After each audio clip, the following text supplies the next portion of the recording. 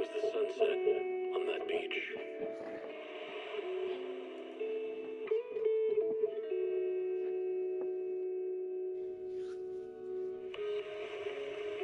Watching the sun gently slide into the water's embrace, or fireworks dancing on the canvas of the night sky.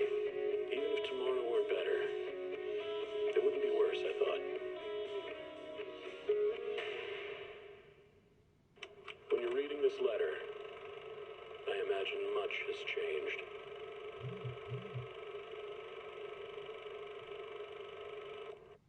Whether it's yourself or the world. Energizing combo sets. Hearty noodle bowls.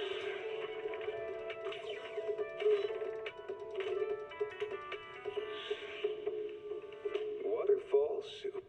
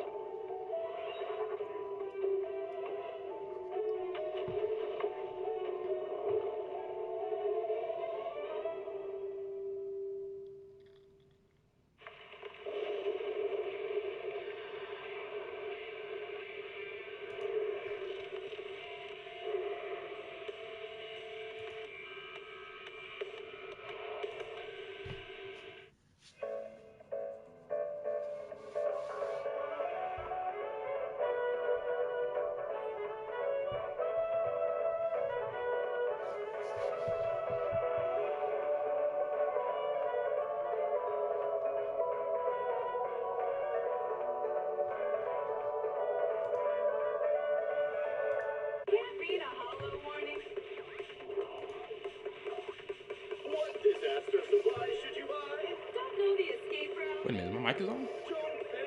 Oh, I could have sworn I had this mic off. I wasn't ready to have it on yet. Oh boy. Let me go get my headphones. What is that?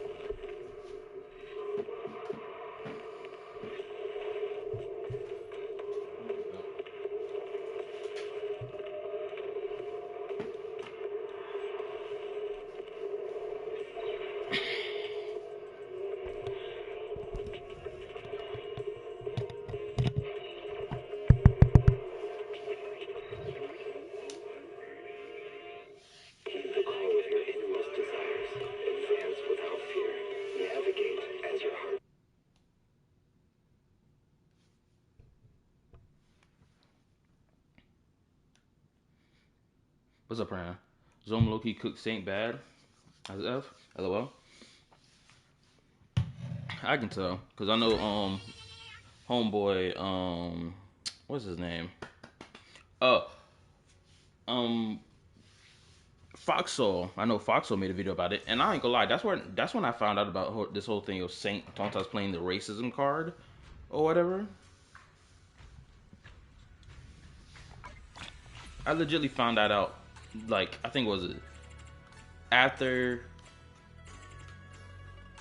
like, yesterday, I believe I found that out, or yesterday night when I ended the stream, somewhere around the time.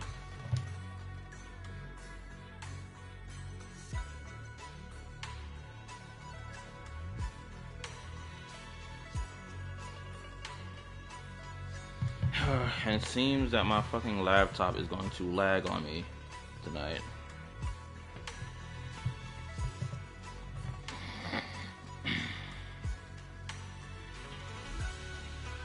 What's up, Lolo? It's funny as if for the blonde to use the racing card when he calls his femboy boyfriend a dumb Indonesian who can't use English. If that's what he said, that's by far the most dumbest shit ever. Now, I'll even explain deeper for why it's dumb as shit. Because if anybody understands this whole culture stuff that's been going on in America, right? You got this whole, for the last, what, since 2016 to 2020, and from 2020 to now, we've had this whole thing of, oh, being politically correct, this, that, and the third. You need to watch what you say, this and whatnot. Oh, be open-minded, all this shit. And it's so crazy for the people who advocate for that the highest and the most turn out to be the most racist ass niggas, like dead ass. Granted, I don't know if Saint Tontas is like that. I don't know what that man's politics are, right? But I don't think that really matters in the grand scheme of it. It just helps you kind of illustrate the point I'm trying to make here, which is like it's so crazy how he's screaming racism that Zome is like racist, but simultaneously he's saying racist shit out of his own mouth about his homeboy. Now, if his homeboy is cool with him saying racist shit and whatnot, then that's fine. Cause like usually that's how it is among friends. Like no one, cause like friends know what friends be meaning when they be flapping their gums and this, that, and the third, and all that other cool shit, right? We get the picture. We understand, right? You my own friend circle. We be clowning each other and shit, right? But like, bro, if you're trying to play defense for him on the internet when you're trying to proclaim that someone is a racist for calling your homeboy out for using AI prompts to generate full-blown scripts, then you can't use that card. You gotta be smart about how you talk. Anyway, let me read. Trying to beat Abyss, how are you? Oh, I'm doing lovely. Today was a lovely day. I had to get a ride home from work though, but that was fine because I had a reliable manager who, you know, gave me a ride today. Beating Spiral Abyss. At best, I'll fight to floor 11. Floor 12 and up, 12, I'm not even bothering. Personally. What's this about the racism card? Oh, it's Saint Tontas playing the racism card when, you know, he trying to defend his butt buddy. Because Zome called him out on using AI. And what's so crazy is I'm not shocked by it because I had someone in my own comment section proclaim that I was racist.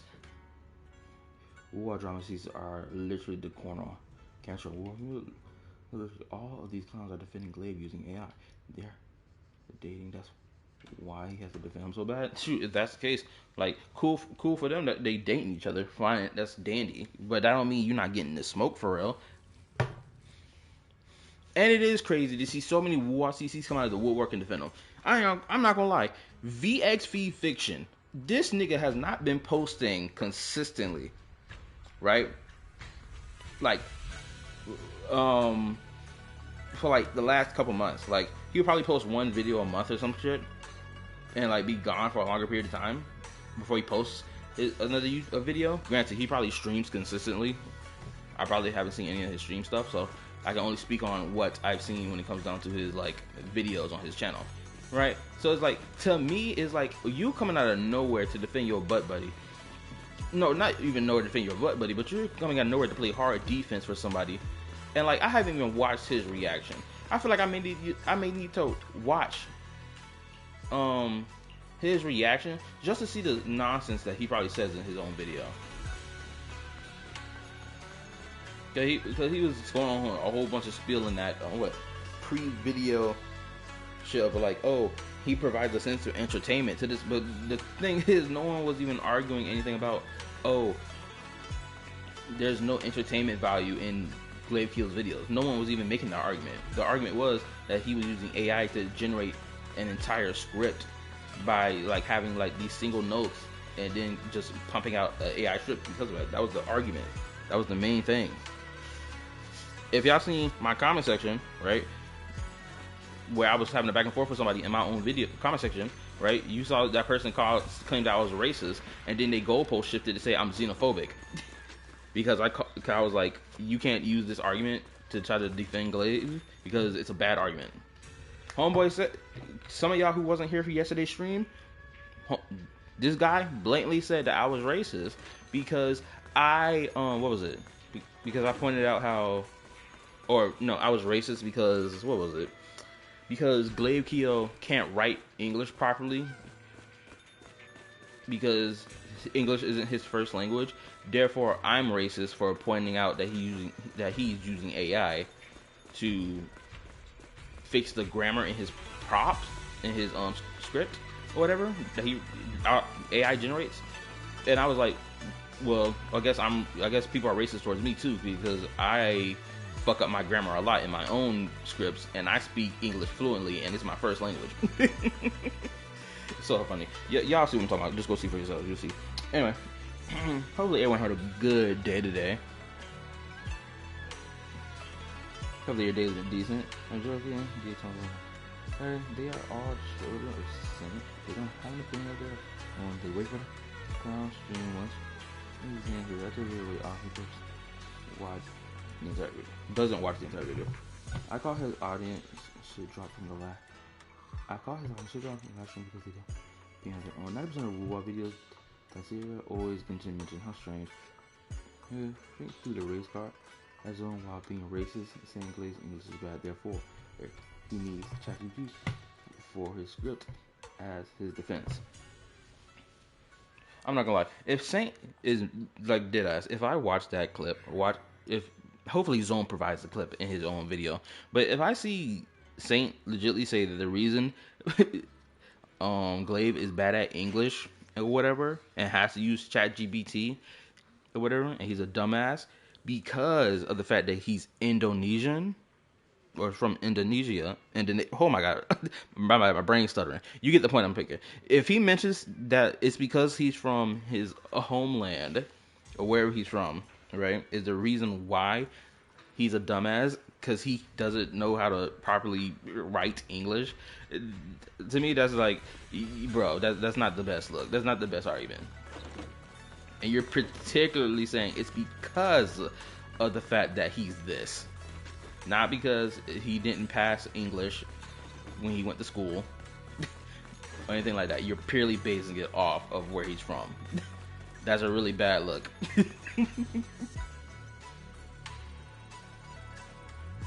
Indonesian. Hopefully I'm pronouncing this word right. Yeah, I didn't even know that either until someone mentioned it in the comment section. Well, not mine, but in another comment section video. Also, let's go ahead and get this started because I don't want to waste too much time yapping about this little thing. I want to get the story done.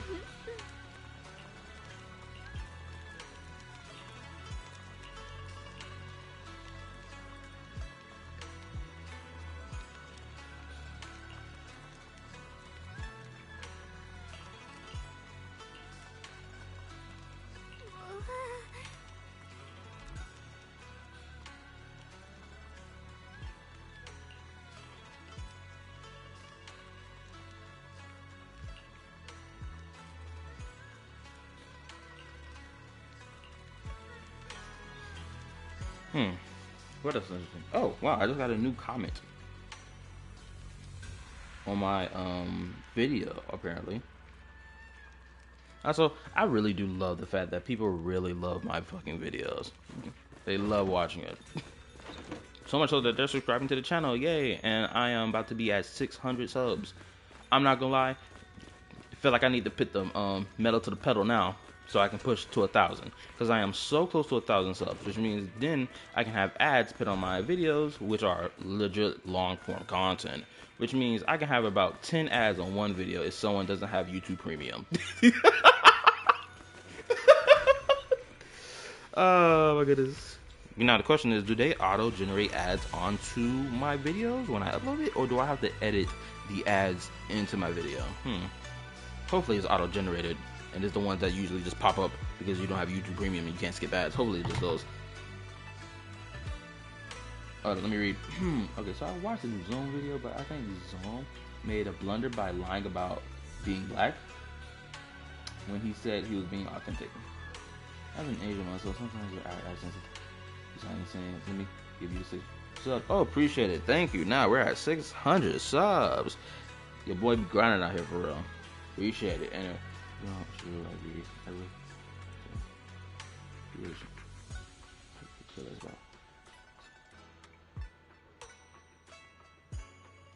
about. Now I don't know exactly what the blunder was of him saying that he was black. I need to when I get a chance, I need to see the context of the clip myself.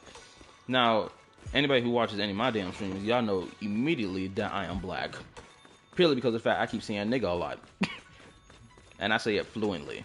You can I'm not gonna lie. The word nigga rolls off the tongue easily for a black man. So much so, it is naturally built into the vocabulary. Despite the fact that it's a racial slur. Let's be fucking for real here. But, we have to make an excuse for why it's okay to say this racial slur. To be like, oh, we're trying to regain power from this racist slur. But it's like, okay, then everyone should be saying it then, if that's the case.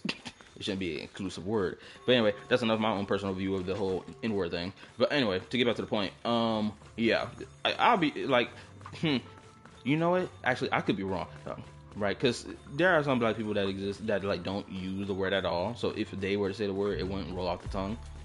It's depending on actually the style of how you speak. Actually, I remember watching this video made by, what are those YouTube channels called, where they have these like discussion topics. I remember they did like this. I think it was called The Box or something, where they did this context where this one white man, this Caucasian man, who grew up like in essentially in the ghetto. Honestly, that's the best I can describe it. And homeboy had the accent of a young black man from the ghetto, like dead ass. The vernacular, the way he spoke, all of it. And they were all blindfolded, right? So nobody could tell who was the quote unquote white man among them, right? It wasn't until they took their blindfolds off they were like, "Oh snap!" Right? Mind you, the word nigga wasn't even used once. It was just the way he spoke was enough to be like, "Oh, I didn't even know you were XYZ," right? Because at that point, race don't even matter. It's just the fact that, oh, we came from the same area, twin. It does. We speak the same. Yo, what's up? What up? Locked in for real. It was a really good video. I'm not gonna lie. Also, let me read.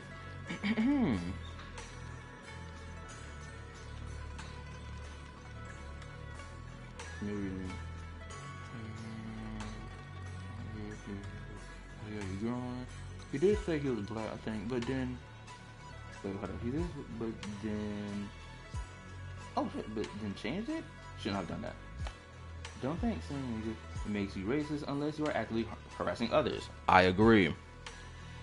Because for some weird ass reason, and we got the hard left people that exist, the ultra politically correct individuals out here think just saying the word makes it racist. No. Saying nigga doesn't mean it's racist. The word in itself is not racist. You have to be projecting hate with the word towards a black individual for it to be racist. That's how that works. Finally beat Spiral Abyss. Let's go. Your count must be immaculate. You probably got some good characters, good team rotation. Also, let me continue. And then, I'm gonna get right into the story. I can't yap for too long, but I got to be as quick as possible. Okay, yeah, it's obvious you're black, free and work pass. Giveaway. Okay, subs. Yo, what's up, Stellar? First time being here, I would assume, unless you've been here before. Welcome. JK, by the way, Zenless seems a pretty good game. It is. Honestly, Zoom could just make about Saint, where he exposes Saint's misinfo. Whenever he speaks about Genshin, almost always misinfo. After Saint, but the Genshin community shouldn't give him much attention. I was so good. The last person about Genshin. Almost all the video he made is oh yeah, I haven't back for a conversation. I'm gonna let y'all have your combo. Oh, somebody had said something earlier that I wanted to respond to. Oh, you know what? It was this. Mr. Orange Official, YouTube. I think somebody may have referenced you in a comment section under Shy Guy High's video that I recently, someone sent me a link to like this week, or like rather yesterday. Someone sent me a link toward his video so I can react to that and like call out the bullshit in it, which was pretty obvious what the bullshit was. And I think someone may have mentioned you. I'm not too sure. Maybe there's another person, because they were like, oh, the orange man something. Now, obviously, I'm pretty sure they weren't talking about Donald Trump, because Donald Trump is the only other orange man that exists outside of this internet gotcha shit. But I have to assume they have to be referring to someone else. I'm not sure exactly who the orange man is that they're referring to in relation to this gotcha space stuff. It could be you.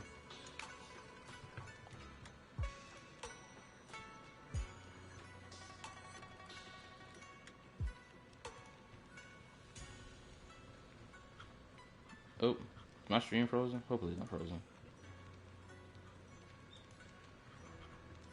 Okay, that's good. Yo, what's up, Iddy? That's what here's about how it was the N-word of curse. I thought it We'll just say race name.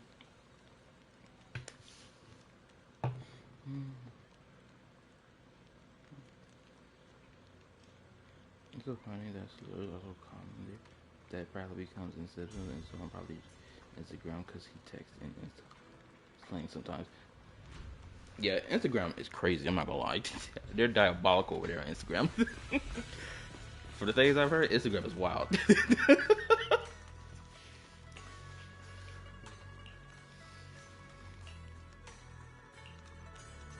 Also, I will keep playing this stream. Please come this way. Oh, I'll keep playing the game until I finish it because I need to finish this before so I can start Act 6 of Nod Cry. I got to. I'm about to put my foot in it. There's something I want to discuss with you. What is it, Banyu Ishifu? It's Xiaoguang. She has a Oh. lot on her mind. Crap. By hosting the dinner tonight, I fear she's already come to a decision of her own. The abnormal miasma fluctuation is strange, and the road ahead will likely be perilous. I don't want to see her walk into danger. She seems to place great trust in you. If it's your advice, she might listen. Could I trouble you to speak with her again and persuade her to stay here in the temple? I forgot to Keep post herself out of the danger? stream in the Discord. Oh my That god. would be the safest course. Could have sworn I did this already, but I guess I forgot. Okay, I'll try to talk to her again. But Banyu Ishifu, I've been thinking, treating Xiaoguang like she's a fragile piece of glass to be sheltered away, is that really what's best for her? The Qingming sword, the rest of us, we should be the ones to protect her. But more often than not, we've been holding her back. The Qingming sword is unlike any other weapon. That's why you're the only one I can bring this to. My, oh my. What a touching request. Saint calls Zome homophobic despite the fact Homeboy said he likes this fun boys in the Discord. That's crazy.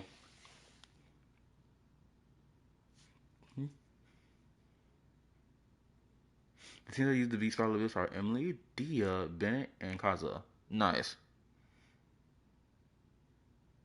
You got the burning reaction going, press the swirl reaction going. For the first half. Ooh, okay. Is that Piccolo / Vegeta? Yes, it is. The GOAT. The legendary voice actor. My bad. New Zenless character looks dope. He does. Well, these two in particular look amazing. Granted, I'm waiting for the freaking Idol faction. They be sitting here teasing this faction for the longest. Now, goddamn. Niggas knew about the Idol faction before the game even came out. Niggas been waiting for the Idol faction. Not obviously, not everyone, because you know you got certain people who think, oh man, this is appeasing to pedophiles, blah blah blah. But it's like, come on, bro, let's be fucking for real. No, it doesn't. You're really overblowing it. And for people who are curious about my take about lolly characters and all that stuff, just go check out my content related to it. You'll see a reaction about it, and you'll see a Yapping's topic video about it. I think I made 2 related to it. Just go watch those. Because if I go on my rant about lolly characters and whatnot, in my position that I stand on it, I'm gonna be here for like probably an hour just yapping my head off about it.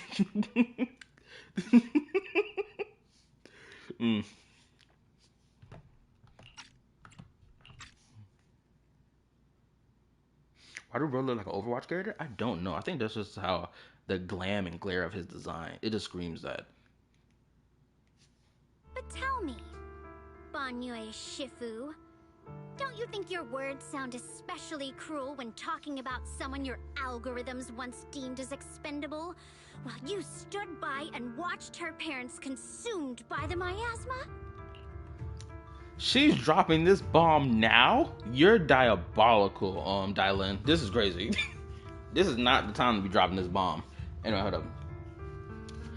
What's up, Go? How you doing? Hope you're having a good day. Let me read. Let me go back. I know I missed some things. Why did Bro look like a Overwatch character? I didn't know much before this, and now I can convince this guy. The cancer on the or this job I only knew was caught spreading central on Flynn's banner. And the second half is Flynn's, I know, Kokomi, and Auroron.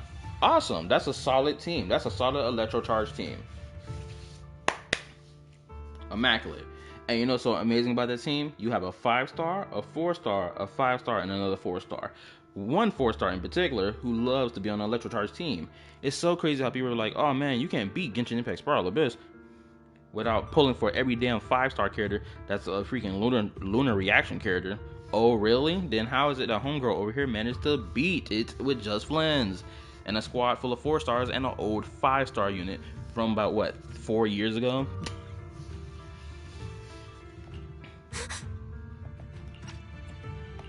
Looks like you didn't know that yet, huh, Proxy? Allow me to introduce our oh-so-gentle, reliable Banyue Shifu. His codename is Purge Unit Type 0, one of Topps' secret machines built for suppressing miasma. And by suppressing, the most efficient way was, of course, indiscriminate slaughter.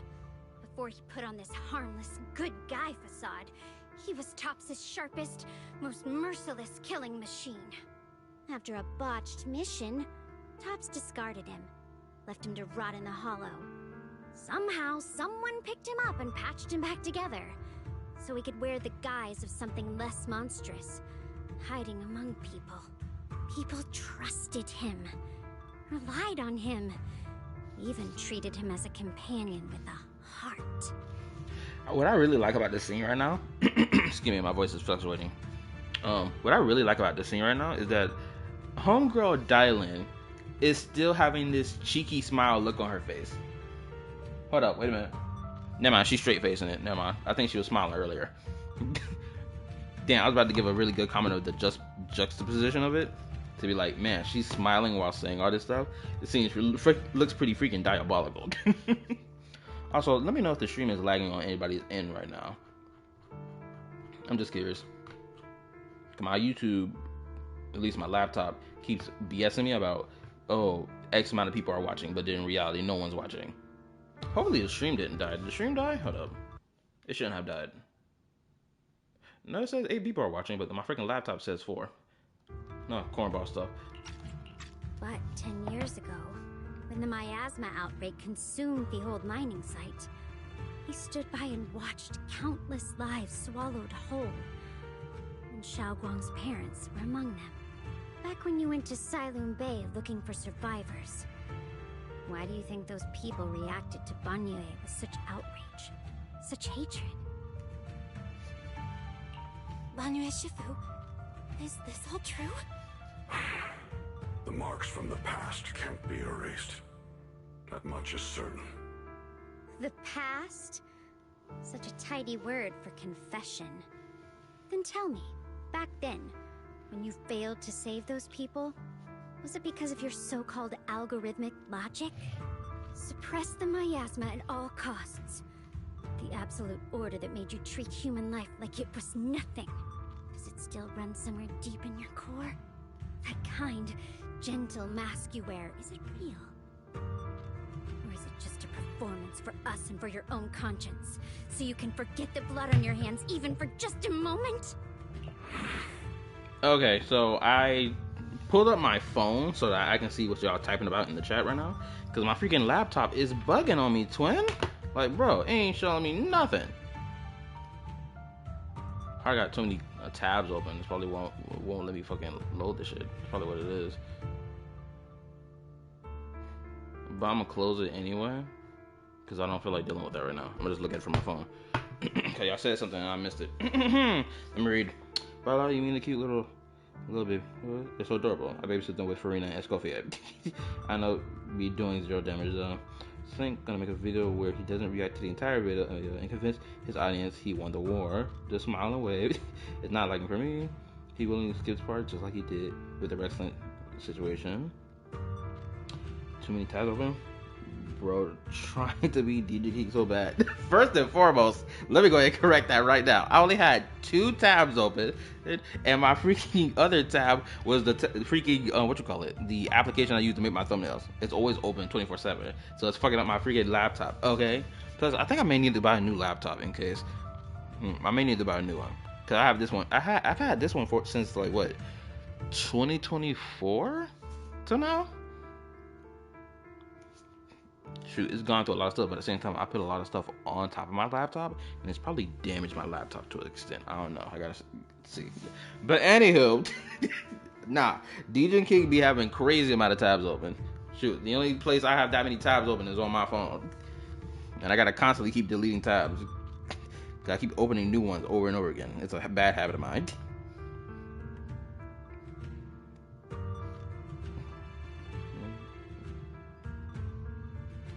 It's still recent. 24 still recent-ish, but you do you to it. Oh my goodness. Silence. The reply I hate most. I don't even know anymore.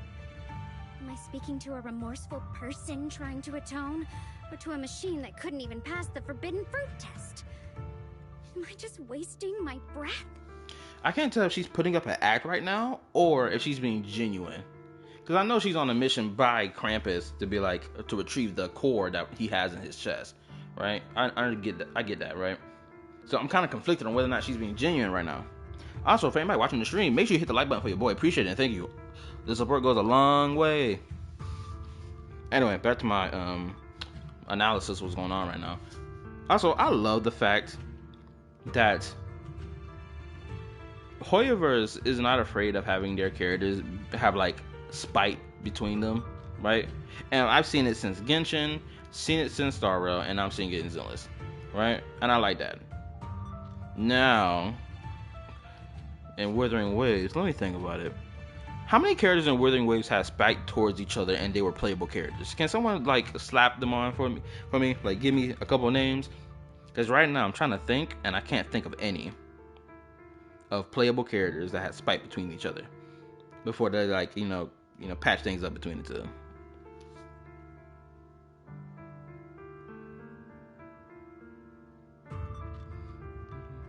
Damn, you don't close tabs after? Your PC be stacking. Oh, I don't use a PC. I got a laptop.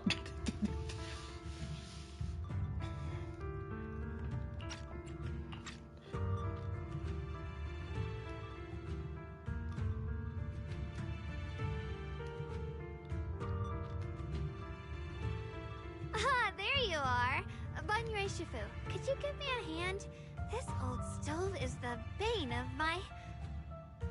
Oh, was she over listening on the conversation? No, this gonna hurt. Also on the raid. Scar and Falova? Falova is the only one that's a playable character. I think I should have made my stipulation a little more tighter. I think what I should have said was this. Among the playable characters who are not antagonist characters in the game, how many of them have like spiteful banter between the two? That's like knee deep, or rather real deep between each other, and it's like, yeah, there's a little bit of hatred here, right? I think that's what I should have said. How many interactions outside Loving Rover? I'm going to do Act 5 of the main story quest now. Awesome. I promise you, you're going to enjoy it. It's lovely. It's great. I can only think of Falova. I don't really know. None.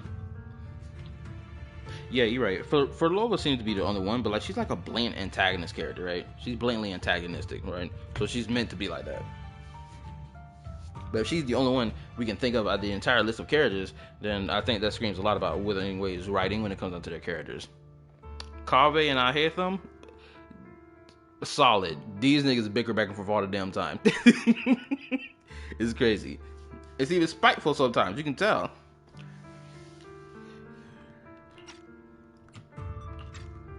I'll be right there.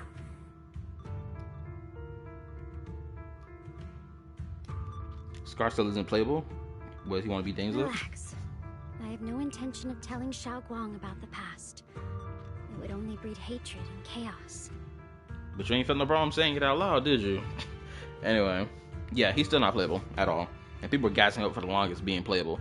I genuinely think they're gonna do this most slimiest thing ever and be like, you know what? Scar not playable. Sorry, ladies, you're not getting the zipper effect. Ah, man, it'll be going crazy. Did a burner call on party, not a clown will speak about it. I thought Scar was very playable. Oh, I forgot about D-Luke and Kaya. D-Luke and Kaya, another solid pair. I love the fact that Genshin Impact got so many solid paired characters together. Mona and Fischl, solid pair. Who's another good solid pair that I can think of? I'm thinking about the tip of my tongue right now. I can feel it. Oh, Chung Yoon and Chising. I forgot to pronounce blue hair boy name. 4-star unit who's been the GOAT since day one. You know what I'm talking about. Y'all can picture him in your mind if y'all still play Genshin Impact. Those two, they're a solid band. Who's another solid band?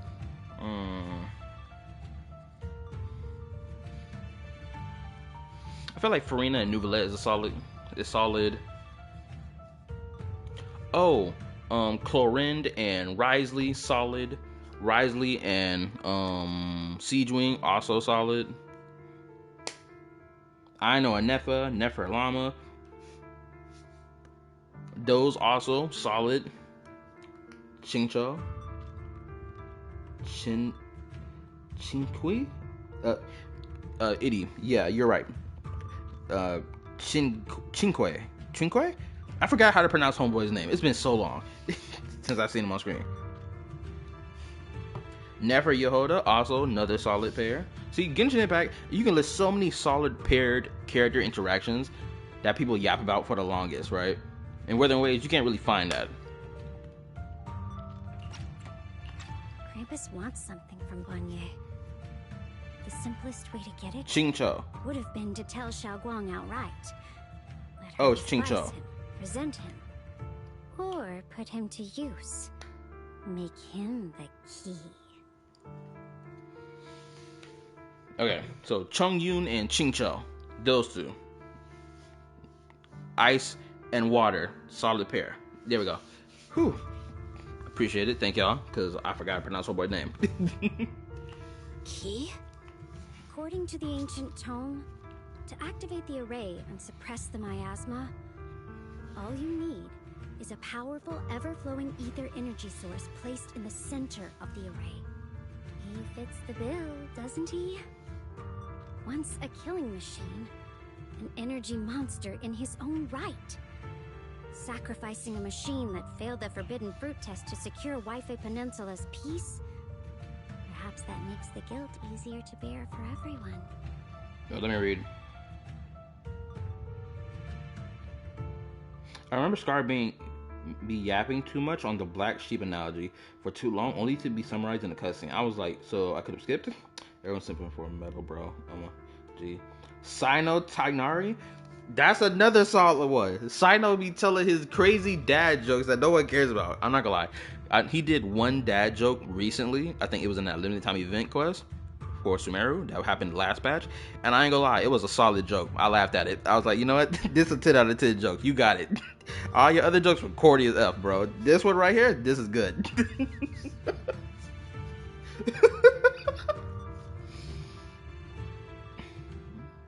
Bro, Foxhole literally cooking live on stream, lol. Nice. Side note, and everyone. Hold on. I'm not gonna lie, when Scar was talking about his black sheep analogy, I was really into it. I was like, ooh, this is really interesting. Keep going, keep yapping. At first I thought he was talking about Encore, but then I was like, maybe is he talking about himself or is he talking about another person? That's how I took it when he was yapping his head off. Bro literally found the script for average Glade video by asking ChatGPT, lol, you can't make this shit up. Bro, somebody do me this favor and screen record that clip, or like timestamp it rather, from his stream, so that when I do this reaction to Zone's video, I'll bring it up in my reaction, so that, you know, I can double stack the stuffing on this turkey when I do this reaction. More than likely, I'll probably do this reaction on Friday when I have my day off. Mika and Ziox. Amber Kale, solid pair. Oh, somebody said something earlier. Let me read. Characters in War don't even interact with other playable characters other than MC. That is so true. That's why the game feel hollow. But now... But why now? Dylan, why are you telling me all this? Those things you said before about the truth. Don't tell tell me you're deliberately trying to guilt trip Banyue Shifu into...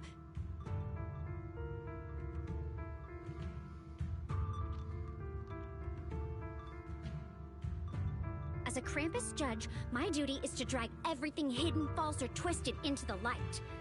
To reach the end of truth. No matter the cost, no matter the means. Ooh, here we go. The blood is boiling between these two. Main character called her out for guilt tripping this nigga right before this important investigation about to go down. Or rather, fight. And she like, I'm a Krampus judge. This my job, twin. It is what it is. See? Someone better tell me where's that at in Withering Waves, the game that's supposed to be immaculate, the greatest thing since sliced bread, God's gift to the world, it descended from heaven. Oh my lord, will that save us? Where's this immaculate character interaction writing? I need this. The closest thing I got was Carthathea and freaking Lupa. That's it. Which I really did enjoy their interaction with each other, but I needed more. Proxy, a word of advice. No matter how harsh the truth, it's still better than drowning in a sweet, comforting lie. You're not wrong about that. But Dylan, why not trust what you've seen and heard yourself these past few days? How can you be so sure that the things you've just revealed aren't distorted versions of the truth, carefully crafted to serve someone else's agenda? Valid point. What if the path you're walking is just a detour? One laid out by others to lead you to their version of the truth. Also very good point. You're not as naive as you look, Faithin. I'll keep your warning in mind. I'm glad you're taking her warning into consideration. Honestly, I would have said this really differently. I've been like, how do you know that's the truth? How you don't know that's a lie, too, that you claim that is the truth, right? I would have said it as simple as that. Granted, I prefer how Proxy said it, because it sounds way more enticing to listen to. Gay and Mizuki, I remember too. Oh yeah, they had a crazy interaction between the two. Raiden A2. They also don't have festivals like Genshin has with each region to bring back old to give them more character interactions and world building. This is one reason why Genshin feels alive. People always look forward to Lantern and Windbloom festivals and other regional festivals. That is true. I maxed out my but now I gotta learn how to play them. Yeah, it's kind of difficult to learn how to play Banyue. I'm not gonna lie. I think EO said it best that he's like, oh, I think EO said the same thing about what's her name? Shifu as well. He was like, this character is a skill-based character, as in you have to understand how the character works before you can just think, oh, you can just button mash your way to victory.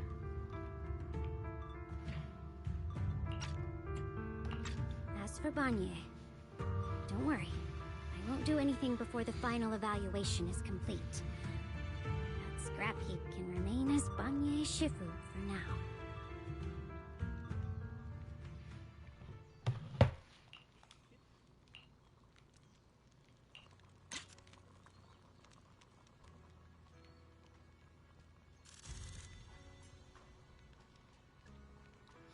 Why she got this sad look on her face? That's interesting. Maybe she's smiling and I'm just interpreting it as sad, but this looks sad, doesn't it?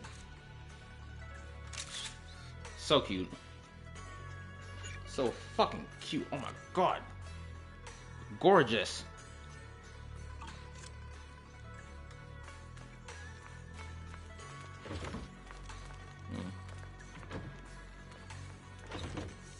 Why the hell the Bang Boo on the freaking table? Xiaoguang? What is it? Hungry already? Just wait a little longer. It'll be ready soon. You're hosting this gathering because you've already made up your mind, haven't you? Figures. You saw right through me. I really was planning to be honest with you, just like I said I would. Last night, after you'd all gone to bed, I found this under the door.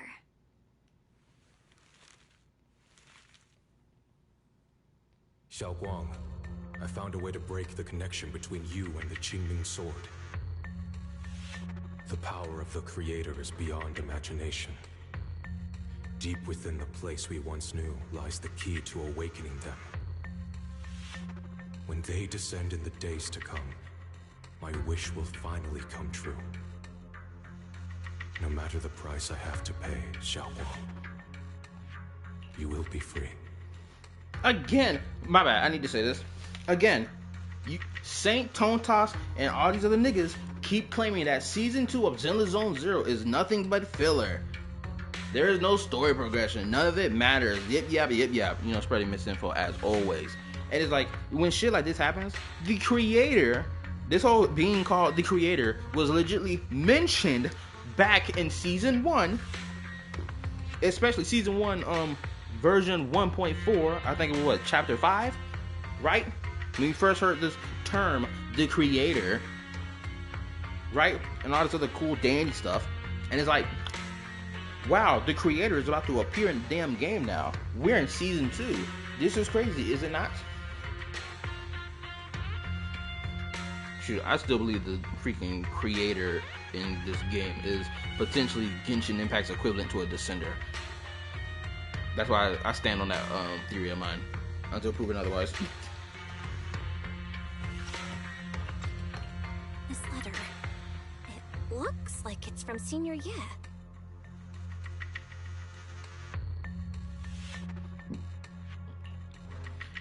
This Void Hunter girl isn't going to be super complex like Banyue, right? Gameplay wise? I mean, of course.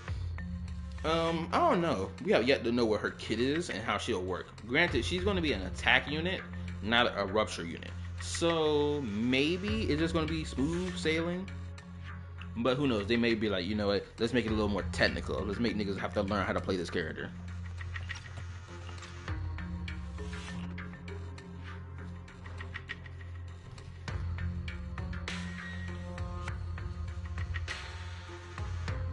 Given how much he cares about you, even if he did decide to do this, there's no way he'd ever tell you. This note looks like... It looks like it's trying to lure me there. I know my bond with the Qingming sword more than anyone. Breaking it isn't something that can be done so easily. I'm curious, how exactly can you be bound to this sword? Does this sword just automatically choose people? Does it linger itself and be like, hold up, found one, and just goes racing towards it? Or does it allow someone to grab it? Because we know, like, what was it, Shifu, or Shien Shifu, when she attempted to grab the sword in that animated short that they posted on YouTube, she couldn't even reach it because the sword had put, like, a barrier around itself, or like a wall. Back when I was chosen by the sword, my brother didn't know about its side effects. He was genuinely happy for me. He ruffled my hair, eyes shining, and said, "You're amazing, Xiaoguang.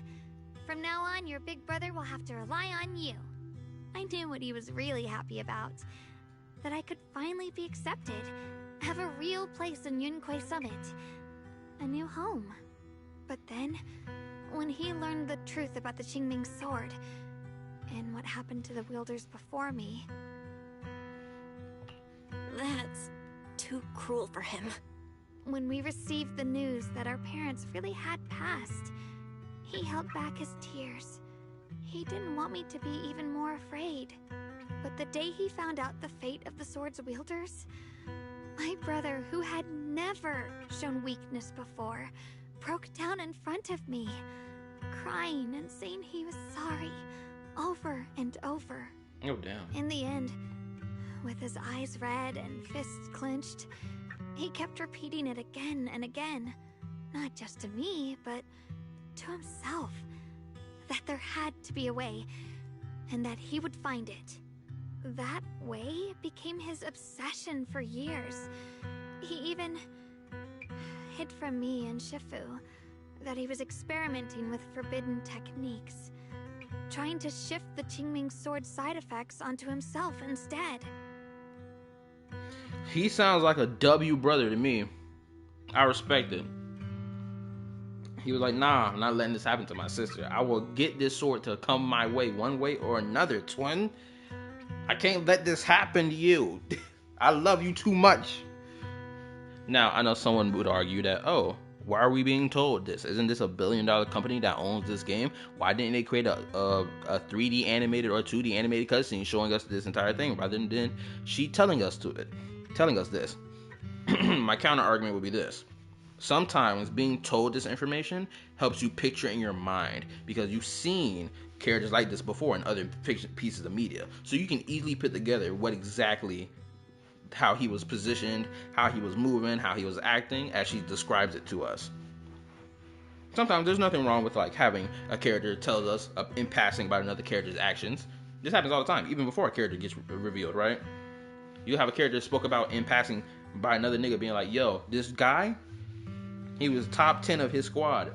He's not someone to play with.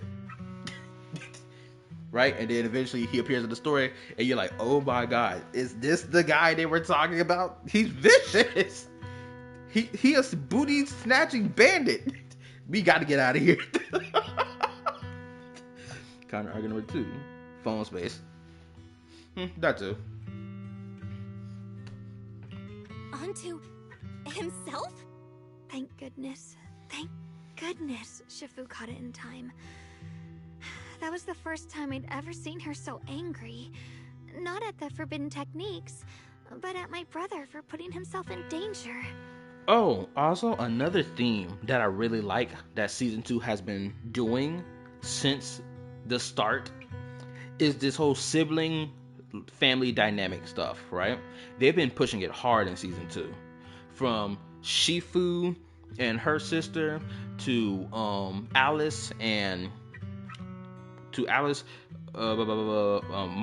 and Yuzuha, to Seed and Magus, to Orphe and hold up, to Seed and Seed Senior, and to Orphe and Magus, and then who came out? Then you had Lucia with her father stuff. Then you had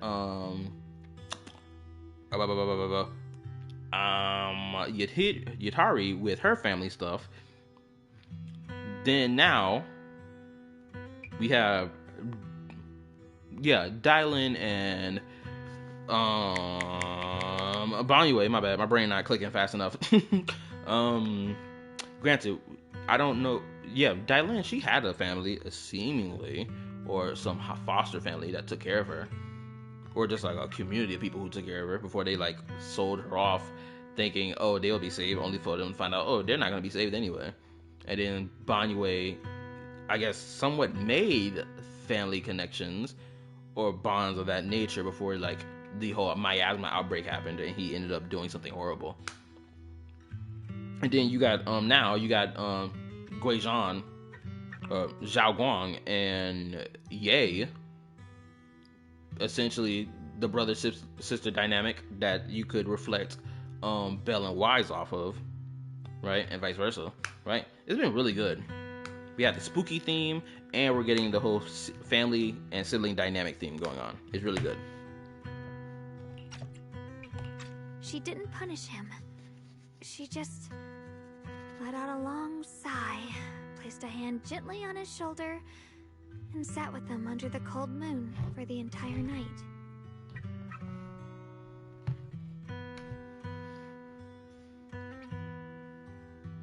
Also, make sure I hit the like button. Appreciate it. Thank you.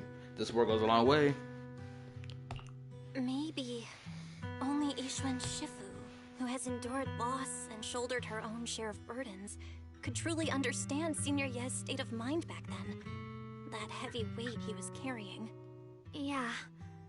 After that day, my brother promised her he would never let his obsession ruin him. Not even for my sake. That nigga clearly lied. She poured her heart and soul into crafting the Qingming Sword's case after her older sister passed away. With it, as long as I keep training in seclusion and reinforcing the seal, I can live like an ordinary person. But, even with the sword case's protection, Shifu and my brother have always been so careful with me. Of course, I understand why. Every part of the seal carries Shifu's lingering pain from her past, and the fear my brother hides deep inside his heart has never really gone away. That's why, this time, I have to go. My sanity tells me that even when despair first struck, my brother never thought about sacrificing others for my safety. He tried to shoulder the side effects of the Qingming sword himself. I don't believe that the person who made that choice back then would now throw himself into the creator's arms just because of me. So there must be something else he's trying to do. You really don't think your brother would take it to that extent? It seems to me that you must be like being really naive right now, thinking your brother has another reason beyond what he's actually doing, because his actions speak louder than his words, or rather louder than your own words, little girl.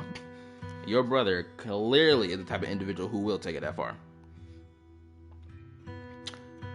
You know what? You know what's so crazy?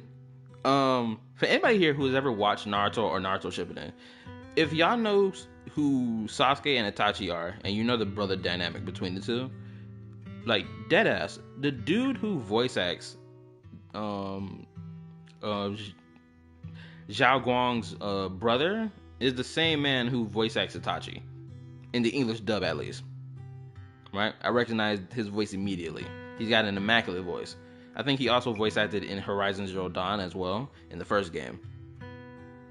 And I noticed it then too. Like, homeboy got such an immaculate voice that it screams, look my way when I speak. So, knowing the Sasuke and Itachi dynamic and how far Itachi was willing to go for his little brother, I can see it happening here. I believe in Senior Year too.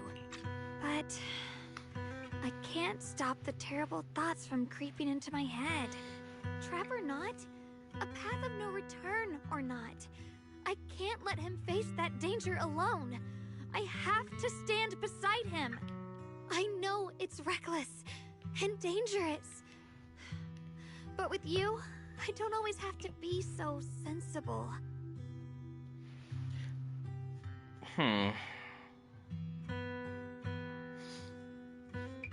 Man, I'm really enjoying this right now. And also, I'm gonna be a little cynical. If she was my sister, I would have told her, stay the hell away from me while I do this, while I try to save your life. Stay the hell away from me. Don't come close to me. Because she like, oh, I gotta be by his side. Sorry, twin, it's not happening. Sorry, I gotta be cynical. Nope, you can forget about that. You gonna fight me, damn it. You gonna get in my way from me saving you? You gonna fight me? Put the dukes up. We not gonna fight with the sword. Put the hands up. You better learn how to bob and weave real quick.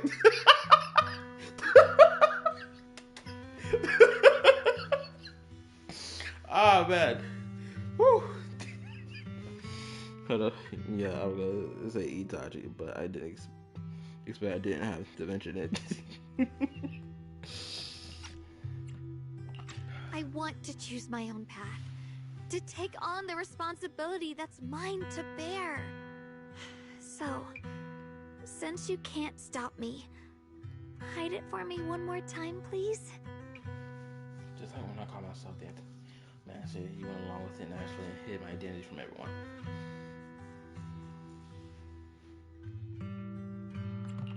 I'm not here to talk you out of this. I'm here to make a promise as your companion, not a declaration as your protector. God damn it, whether it's into the abyss my English or toward the light. Englishing Xiao sometimes. Guang, let me be your trusted companion, your proxy, and walk with you to the other side of this path. Look, it'd be like that sometimes. Sometimes you'll type up what you type it, and then it'll be like, ah, shit, I messed the word up. For example, if anybody has noticed my first thumbnail for version 2.4 story, if y'all notice it and read it, you will notice that the word so is meant to be some. I fucked it up in the process of me making a thumbnail because I wasn't even thinking about it. I'm over here typing the word thinking I'm typing some, but I end up typing so. My brain didn't even register it until I posted that thumbnail on my first 2.4 playthrough stream. And I was like, no, did I really just do that? That's why every thumbnail after the fact has been different. I changed it to dial and respond. It's because of that very reason. It just be effing up sometimes. You don't even notice it. Why is it that word's this heavy can still make my heart feel so warm. Why does it make me so happy? I almost want to cry. Come on now. You should save those tears for when we find your brother. Right now, we promised that tonight would be nothing but joy and laughter, remember? Right. Then I'll go check on the desserts. There's still so many tasty flavors I want to share with you. Speaking of food, your boy feeling hungry right now. Maybe go make me a bowl of ramen or a bowl of cereal right now. Either or.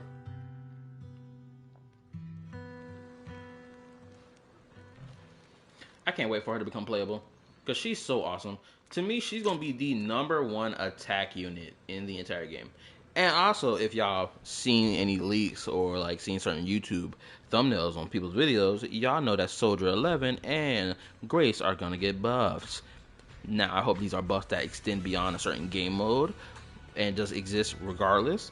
Hopefully, it's the latter, because then my Soldier 11 can actually be even more crazy. I've seen the gameplay. I know what it looked like. She looked fucking awesome. The whole oh my goodness. You know, I'm not going to even spoil for some of y'all who just want to wait till the live stream happens. I'm going to let y'all enjoy it when the live stream drops. I'm not even going to spoil it for you. Not even going to go into too much detail.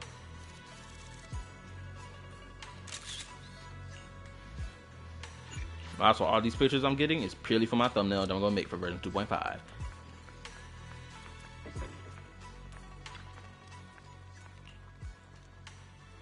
Ooh, should I take this moment to get me some ramen? You know what? Yep. I'm going to take this moment right here to go get me something to eat. I'll be right back. Ain't going to take long. Probably just give me about like 6 minutes.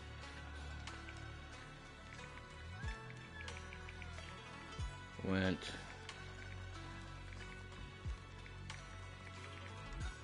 Also, seemingly seems like my dog is walking up to my door, so I may be gone for a longer period of time because he probably wants to go for a walk.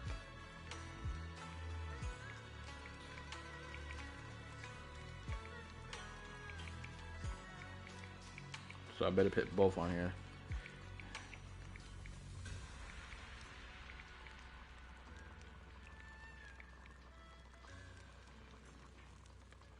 Alright. BRB.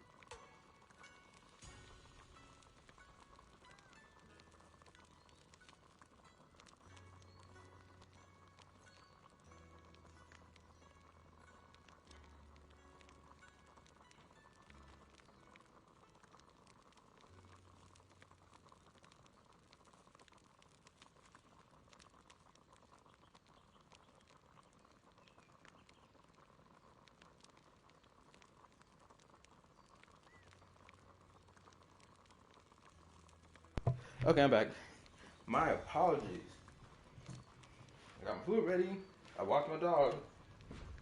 And then I got hit with some also exciting news as well.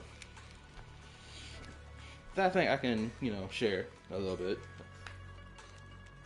Give me a second. To post stream back up on my phone. Yada yada yada yada. Alright. Now I'm not sure who's still around. Y'all can let yourselves be known. Because sometimes, YouTube be lying like a motherfucker. Alright.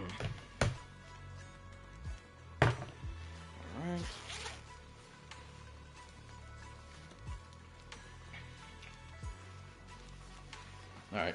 Now we can get back into it. Oh, the exciting news that I guess I'll share here is that my baby niece has been born. Yay! She was born tonight. Didn't even know it. So I'm gonna hit my brother up later. My big bro. I'm gonna hit him up later. Ah, snap. They sent me the picture.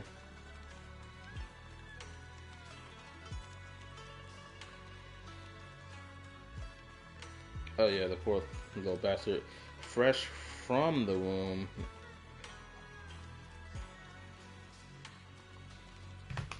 So cute.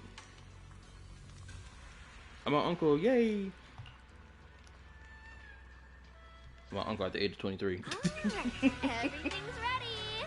A special thanks to Beelion, Eos, and Banyue Shifu for helping me out. No way I could have handled all this on my own. I'm surprised they're having this little happy little moment, despite the fact we got some like bad blood happening right now between some of these characters, and this conniving ass nigga in the background behind Zhao Gong working with Sarah.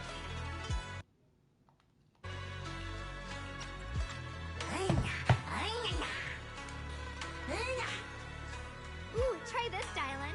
I added extra honey, just the way you like it. Oh? You even figured out I've got a sweet tooth, huh? How thoughtful of you. Hey, Beelion! Look at your paws! They're all greasy. You can't eat. Careful. Or a spark's gonna turn you into a grilled lion head! Crispy outside, tender inside. Oops, my bad. I forgot we've got another lion head sitting right here. She's being a purposeful dickhead for no reason. That's so uncalled for. Banyue Shifu, would you like to try a chashu bun? I remember you're not fond of oily food, so I followed Senior Inuhu's recipe and added a bit of dried tangerine peel to the marinade to cut the richness. Do you like it? It's perfect. I'm glad everyone likes them. They're nothing fancy, just some home-style cooking. Xiaoguang, you're too modest. With skills like this, you could open a restaurant of your own. The balance of sweet and savory, the juiciness. It takes me back to a taste I haven't had since childhood. Xiaoguang, your cooking makes me feel all warm and full of energy. Yeah, it's been a long time since we've had a feast like this. Though I have to say, compared to the way you nearly scorched the bottom of the pot earlier, stomping your feet in panic, we should adapt it fast, shall we? Dylan, we agreed not to bring that up. That old stove's impossible to handle. The flames keep flaring up and dying down. Luckily, Banyue Shifu's here. Anyway, since we're all here, why don't we sit by the fire and chat for a bit? Oh, chatting? I love chatting. What should we chat about? Let me think. Oh, I know. Everyone share something funny or embarrassing that's happened to you recently. Oh, thank God. Dylan, you first.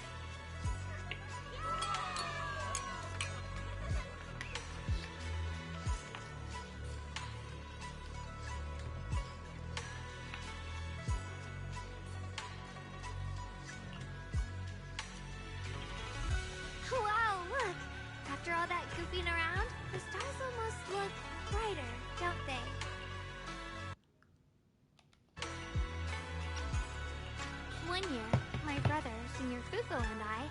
went to release lanterns together on a mountain behind Junkoi Summit. It was a blustery day, and the wind was so strong we couldn't even get the lanterns lit. I remember stomping around in frustration. Eventually, I just tossed the lantern aside and lay on the grass. But when I looked up, I saw the starry sky, each star shining brighter than any lantern.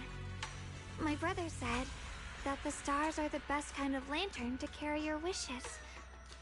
I wonder, what did I wish for back then? Feels like it's been ages since I had a moment like that. No thoughts, no worries, just gazing at the stars and having a quiet conversation.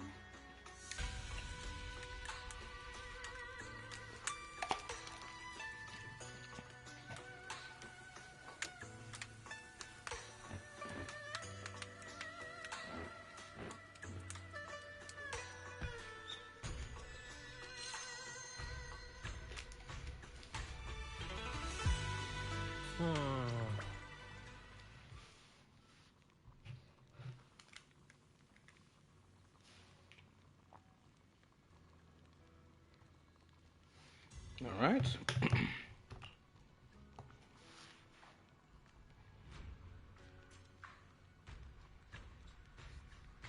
Ripples already turned into a tidal wave, he says.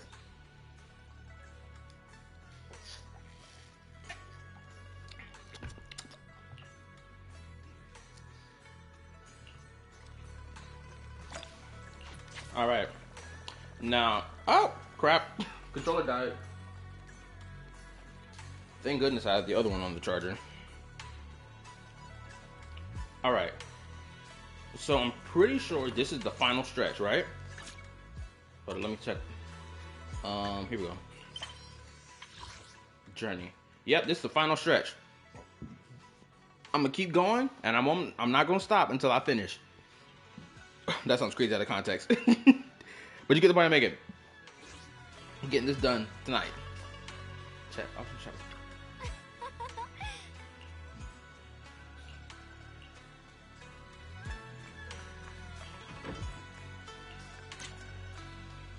Alright, short stack, what you got? So pretty. I can't help but keep saying that because she just looks gorgeous. Like, oh my goodness.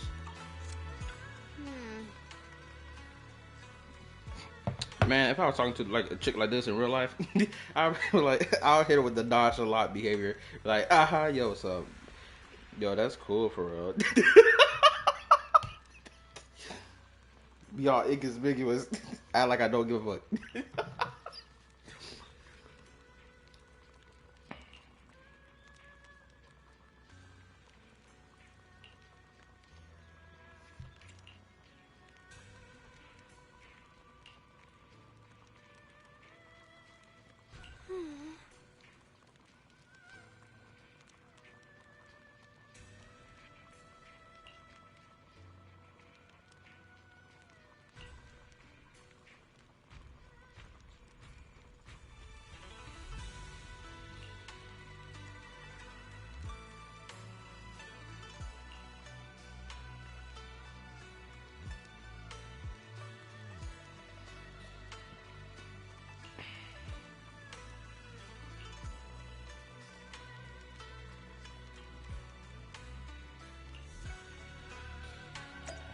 All right, time to lock in. Getting this done now. I don't know how much time left I got. Probably another hour, or probably less than that. A little less than that, but we gonna see.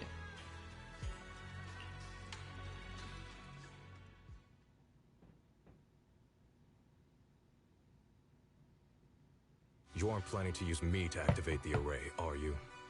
No need to test me. I already told you. You'll stand with me before the Creator. As for activating the array, there is another candidate. You already know where the array is, and the Creator's location. When will the summoning begin? Patience. Timing is like a seed buried deep in the soil. You can't simply will it to sprout. It needs the appropriate nourishment and the right season to break through the earth. So we wait. Wait until the keys chosen by the creator are all in place. The keys? That's multiple, not one.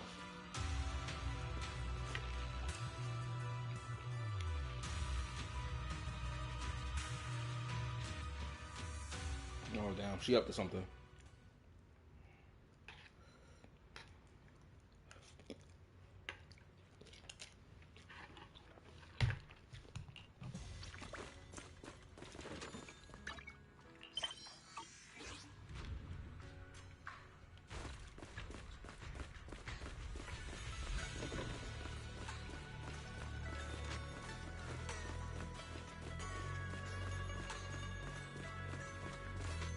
It's him. He got cooked. Folded on the floor.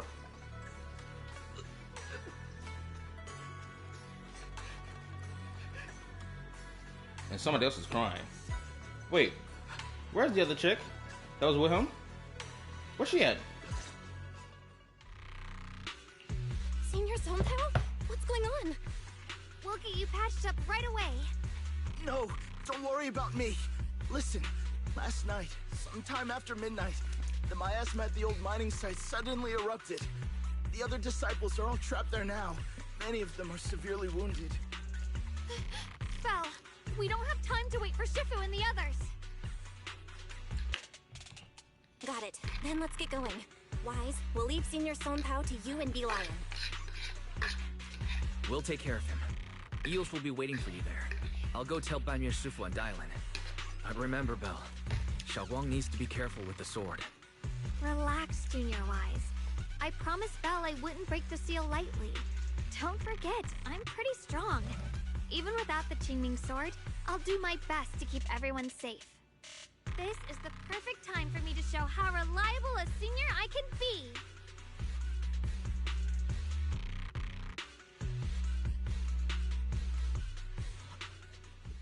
I know most of what happened now. The issue is, I can't reach Banyue.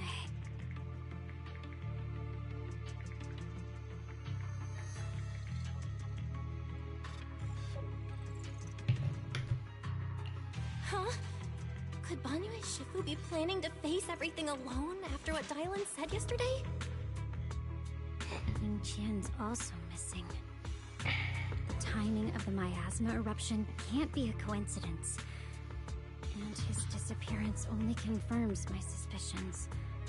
Something isn't right. Your suspicions? What did you dig up this time, Dylan? Remember when I told you that I heard a familiar name among the voices of those dying in the mine's old residential area? That name was Ning Qian. Ning Qian? Were his relatives among the victims back then? When the disaster hit the old mining site, Banyue left many to die, including Ning Qian's sister. Those Banyue turned away. Praxi, there's no point in hiding anything from her at this point, right? Xiaoguang, this is what happened.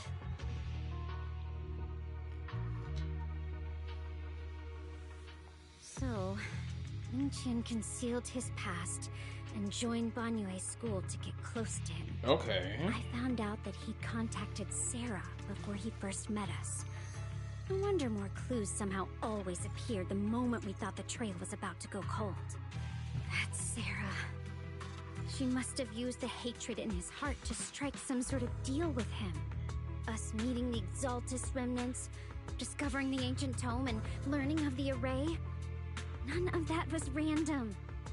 Looks like that woman has been secretly orchestrating these seemingly logical events. I got an investigation report on Ning Qian this morning. He said goodbye to his neighbors and friends at the martial arts school. The way he spoke made it sound like he was leaving on a long trip and might never see them again. What's up? Welcome back. Never see them again? Does that mean he's out to take revenge? Oh, since you didn't hear my announcement earlier, I'm officially an uncle now. That seems to be the most likely possibility. The recent miasma eruption that led Banyue to investigate was probably meant to lure him into opening the ancient array. So that note I received? Was it a setup to exploit Banyue Shifu's guilt towards Xiaogong and the others? He tried to keep her safe and stop Senior Ye from activating the array, which made it the perfect bait to draw him in. That's just the tip of the iceberg. Thank you. Appreciate I it. suspect the array and the ancient I just found out about it. even the part about Legitly while I was walking my dog. Miasma, nothing more than tricks to keep Big him bro. chasing. Ooh. It might all be Sarah's hand. Like, I knew the baby was gonna come early. We just didn't know how early. Apparently, the baby came early. She said, "I'm ready to get out. I'm ready to fight. Move out the way. Make room." Then where will all that power go? Oh, it's a girl. Oh, my big bro just texted me. Want to see pictures?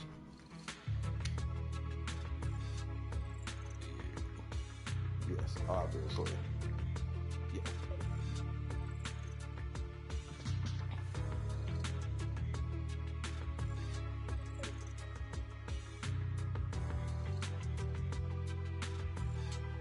You better send me these damn pictures. Damn roots in the family.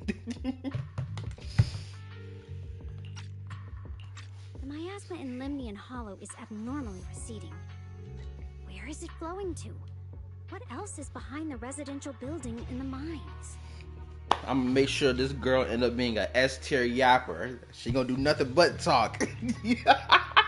Yes, the golden grand plan for my successor. Yes, I'm gonna let her take over my YouTube channel when she get ordered. It's gonna be immaculate. Yes, rise, my student. Join this way of the force. Oh man. Oh, it's gonna be immaculate. Yes, the new yapper has risen. The prophesied one.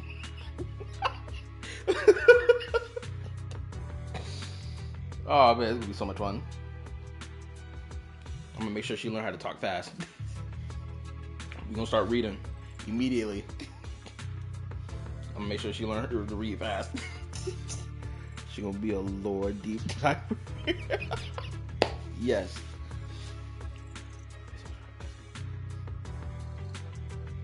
Most definitely, I'm gonna say this though. She's not touching any fucking gacha game until she's like at least 17 or 18.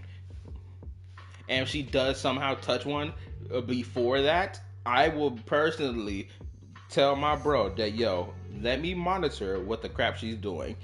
Because I know how these gacha games work. And they can pull in the mother effort really fast. And finances will be gone fast. They gonna learn that discipline. Or your editor, LOL. She gonna be a lore deep diver or your editor, LOL. Imagine. Damn. For example, sustaining that creator who is soon to descend. Boy, they better flex with who this creator is. I want to know what it look like. And even if the array once had its use, it's definitely not some world-saving miracle anymore. Instead, it's an energy pool gathering strength for the creator's descent. Bro, it'll be so crazy if the Descender turns out to be a Honkai Impact 3rd character who traveled across into another universe, or potentially just another planet in the cosmos and found another Earth-like civilization. That'd be really crazy. As for Ning Qian, no matter how much he knows about what's actually happening, he's already become someone else's pawn. Ooh, you imagine if it's Kevin Keslana. Could you imagine? That'd be crazy. Or if it was Auto Apocalypse. Granted, I know Auto Apocalypse is like technically dead, right? Like legitimately confirmed dead. I'm pretty sure. But it'll still be pretty nice to see that. I know I don't have the right to forgive Banyue Shifu on his behalf, or erase the hatred he carries in his heart. But even if I don't remember him as a child anymore, I know from the time we've spent together that the kindness he showed us was genuine. So, what about you? As things stand, what do you think of Banyue? Have you made up your mind? My mind was already clear. Ever since we left the Hollow and stepped on the bridge that connects my old home to the outside world. Amidst all the chaos, that figure silently rushed out, carrying my brother and me over the bridge. The only hands that we could reach in that terrible abyss. The only person who held us, as sturdy as a mountain, was Banyue Shifu. I'll probably go see my baby niece probably on Friday. Probably. I got Friday off. And of course the weekend as well. I gotta, find my suits for the wedding or whatever we gotta go to. And so hopefully I'll have time to go see her. Oh, he probably already hit my line up with pictures. Oh, he sure did. Hold up, let me look at these.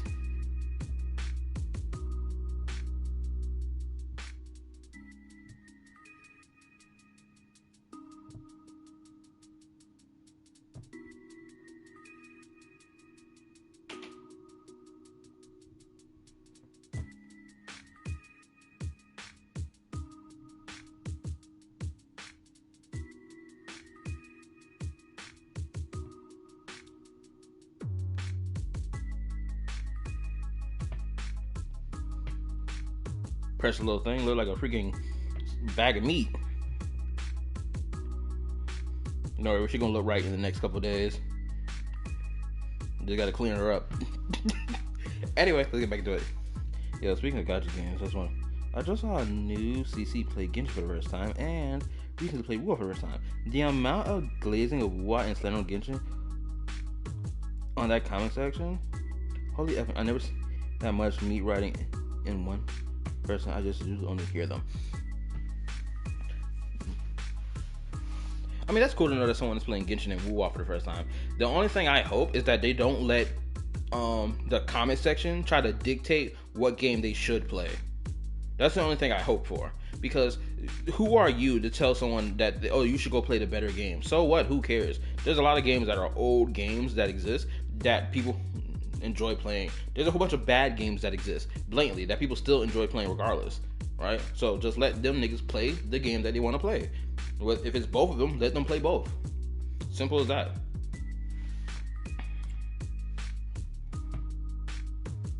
I was worried for the CC. Huh? Xiaoguang, did you remember something? Yes, Banyue Shifu never mentioned it. He saved my brother and me all those years ago. He looked after us, sent us to Yunquay Summit, gave us a better home. No matter what kind of past he carries on his shoulders, or what strict cold rules he adheres to, how could I erase such kindness? And now his guilt has driven him into danger for us again. Dialin, Belle, I'm going to bring Banyue Shifu and my brother back. Now that's the spirit of the Qingming Sword's successor. If you're set on dragging them back from the abyss, then let's get going. Before that scrap heap gets turned into actual scrap, and before your brother and Ningqian make any irreversible mistakes. Oh, they're both cooked. I know that for a fact. I want her brother to genuinely die. I do want that. Because it's just going to make this hit harder. And the CC seems like unaware about the Genshin and Wuwa war. And I hope it stays that way. They don't need to listen to none of that. They just need to play the game they enjoy and keep it pushing. Because look, surprisingly, even I got a homeboy I knew from high school. He was more so my brother's friend than my friend because they shared classes together, right? Homeboy, he had no idea about this whole Genshin versus Wuwa stuff at all. What's even crazier, homeboy does not even watch the Wuwa live streams for when Wuwa updates as a game, right? He doesn't even watch them. So he has no idea when the next update will drop at all because he doesn't even watch it. So he doesn't even engage in the content like that. He just enjoys playing the game. And now, right now, he's back playing Genshin because he tried Genshin one time. Then he was like, I don't like it in comparison to War because of the exploration thing. Right? I was like, okay, cool. And then, of course, he was making claims like, oh, the drop rate in Wuwa is better than Genshin. And it's just like, hey, not by that much, not really that grandiose, because his luck was better in Wuwa than Genshin. But his luck recently has been freaking horrendous when he pulled for characters. It's been horrible over the last couple months. But anyway, he's gotten back to play the Genshin. He's catching up with the story. He's catching up with the content, building his characters and whatnot, with this and the third, right?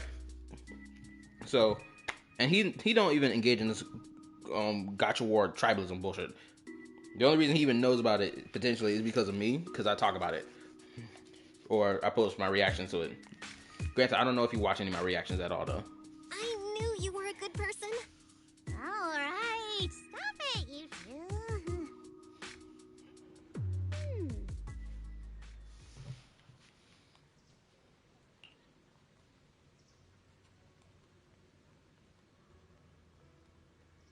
Using truths whispered by the dead to expose the lies of the living. That is the standard by which I enact judgment. But this time, I want to use the words of the dead to give a truth to the living.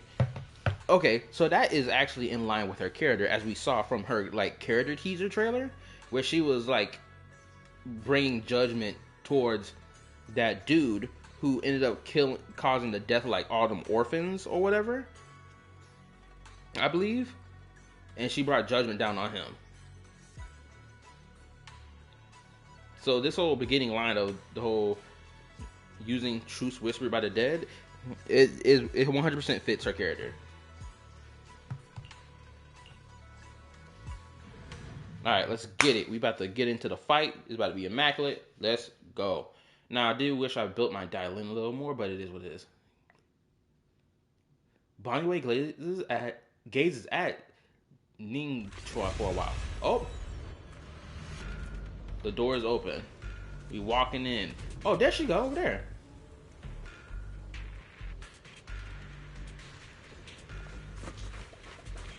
Look at this. All these niggas cut.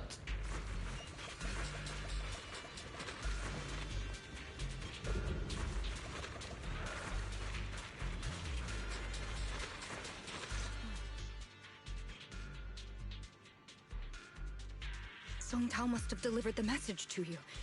Is he okay?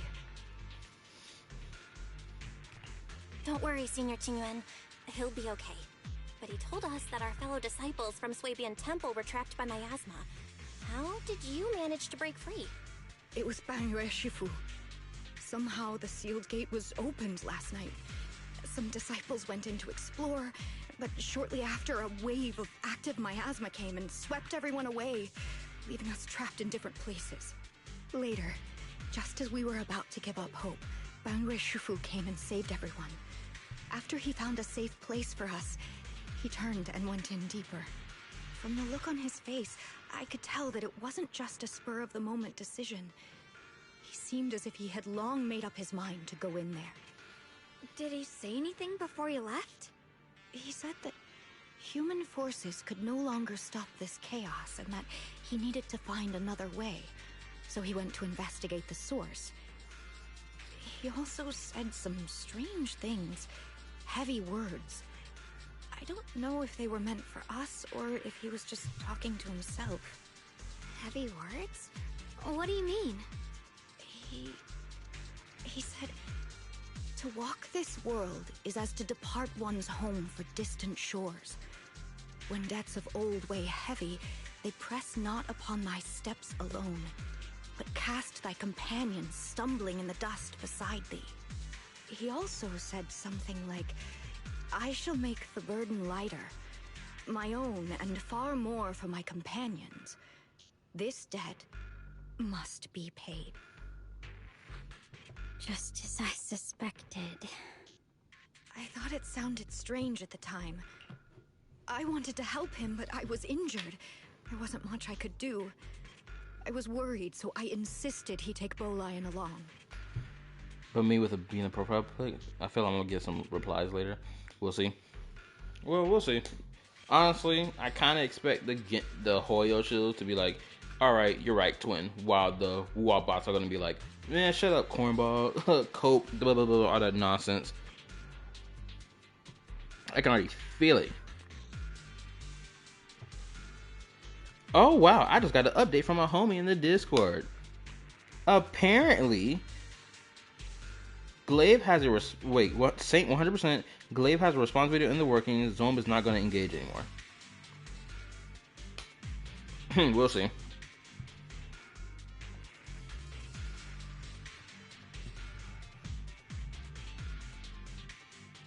If that nigga Glaive Keo does not explain in detail what his process is and tell the damn truth about how he like makes his content, I don't even want to hear it. I just don't indulge in the conversation anymore. It's just a headache to respond back to stupid comments. I get that.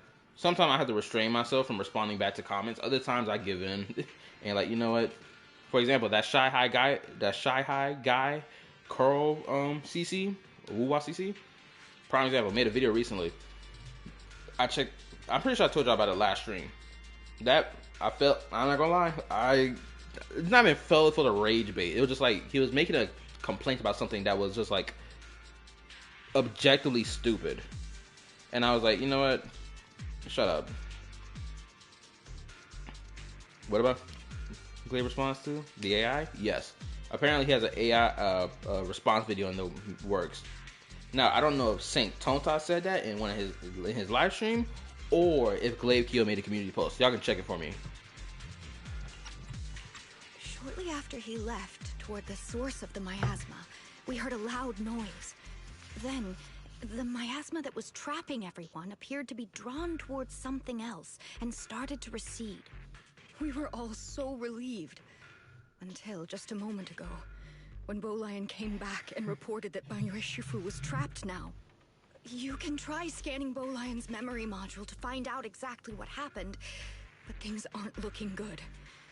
At this rate, Banyue Shifu will be killed in that array.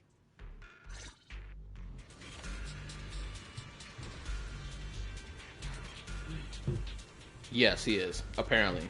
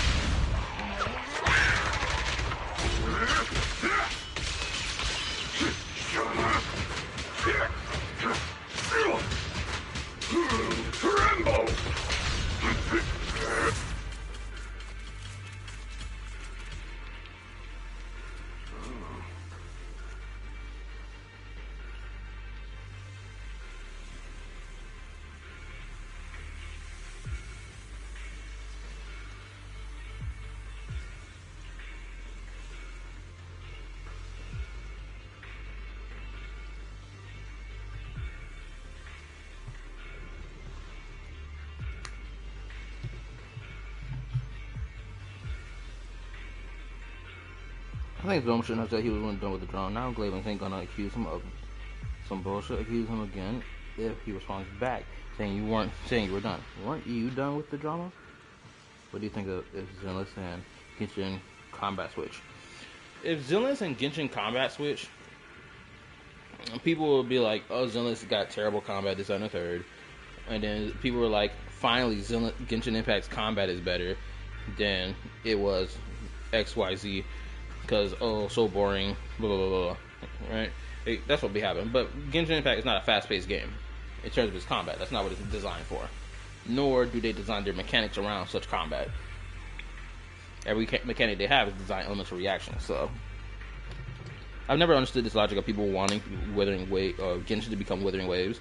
Honestly, I'm not saying that you're saying that, but I know there are a whole bunch of warbots who think like that. Yo, what's up, my guy Jed? How you been, bro?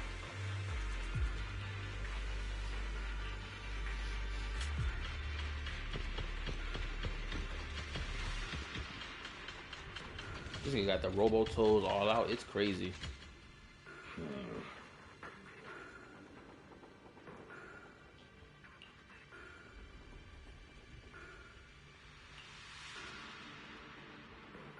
We rarely came here back then. We must make haste and check the area for anything suspicious.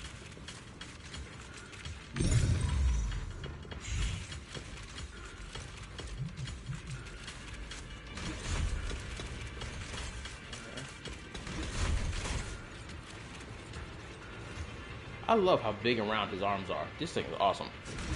Guess I should call myself. I'm alright.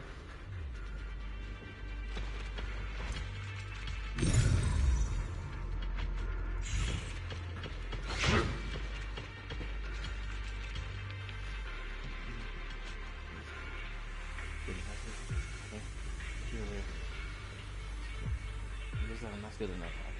But now you're here. Surely everything goes. Let's how you time. Let's how I get it in this place. Where's there are several array pillars on the platform. I'll find where's he should. Alright, let's go. Over here! Banyue Shifu! This way! Okay, so the array is kind of like something we see in Genshin. Not gonna lie, Wuwa combat can be confusing sometimes with combos. What's a forte again?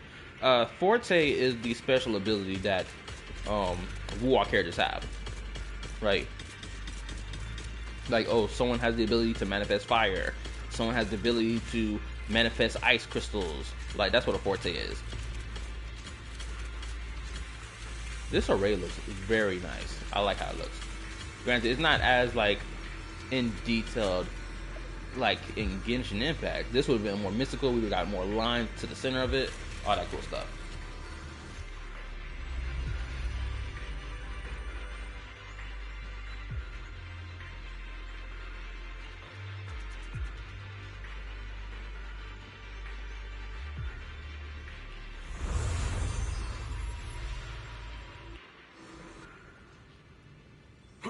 Fall back behind me.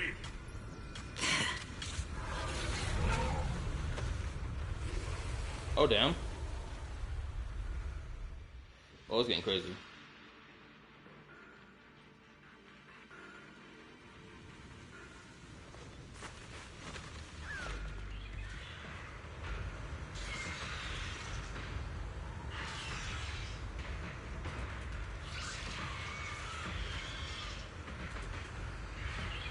Yeah, this nigga running the hands in there. I can hear it.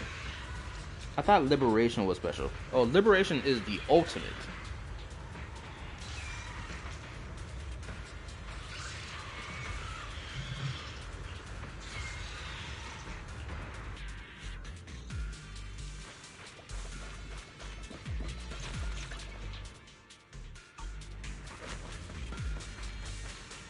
Ning Qian must have been the one who opened this door.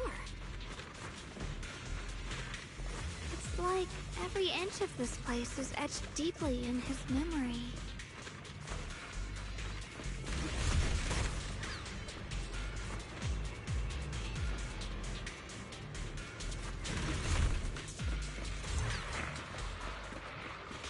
One instant, a stab of vision! Got one for complaints!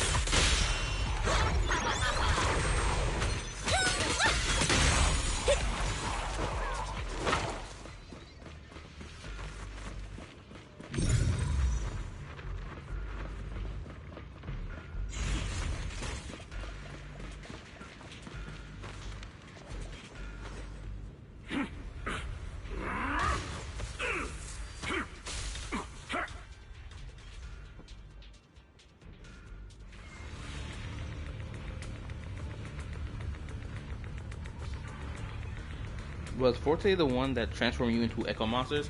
No, that's just Echo skill. Stop dragging this on, Banyue! Stop! It's over for you!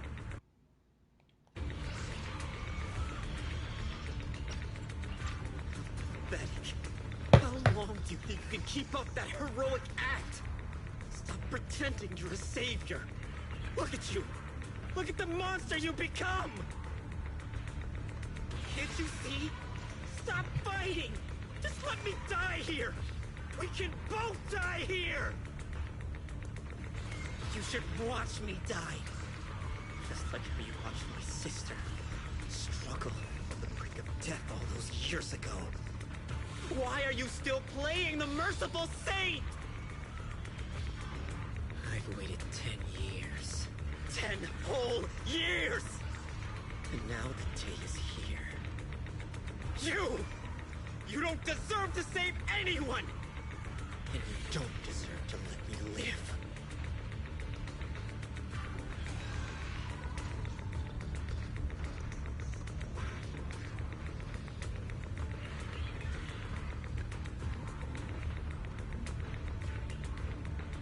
My life for it. I've been waiting so long for this day. Since you'll be dying with me, then so be it. Guess I can finally avenge my sister. And give myself some closure.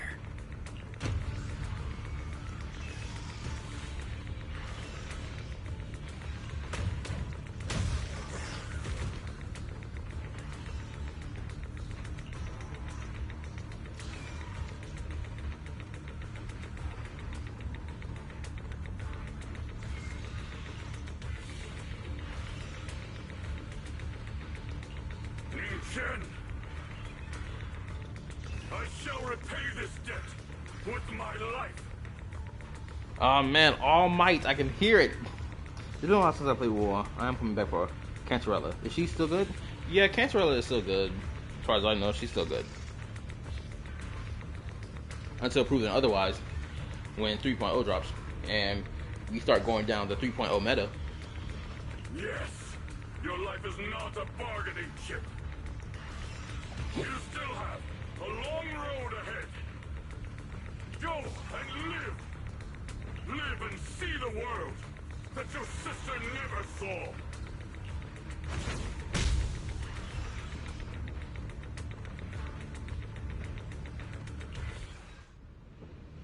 The array base has been destroyed, and now the suppressed miasma has been released. What a pain.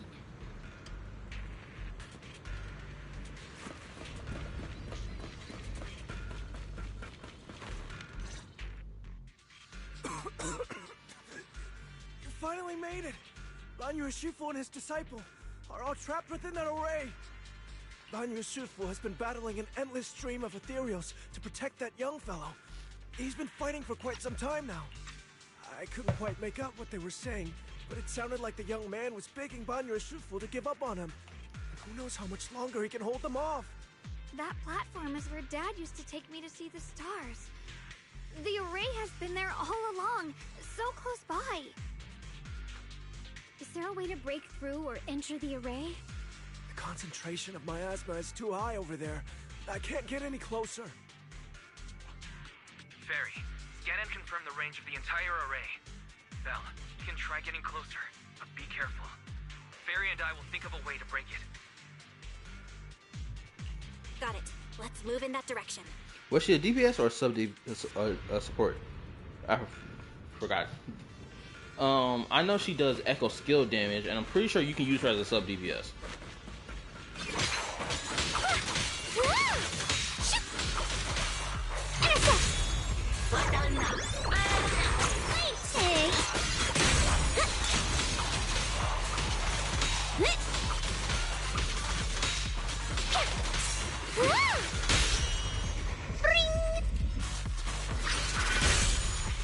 It won't work. The arrays absorb too much miasma. We can't break through that barrier. Maybe he can still hear us? Banyu! Banyu!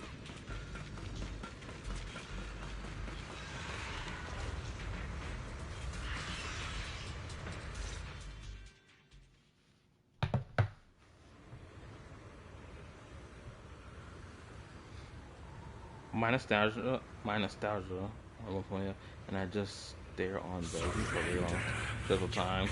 The good old days. Why endure this endless pain?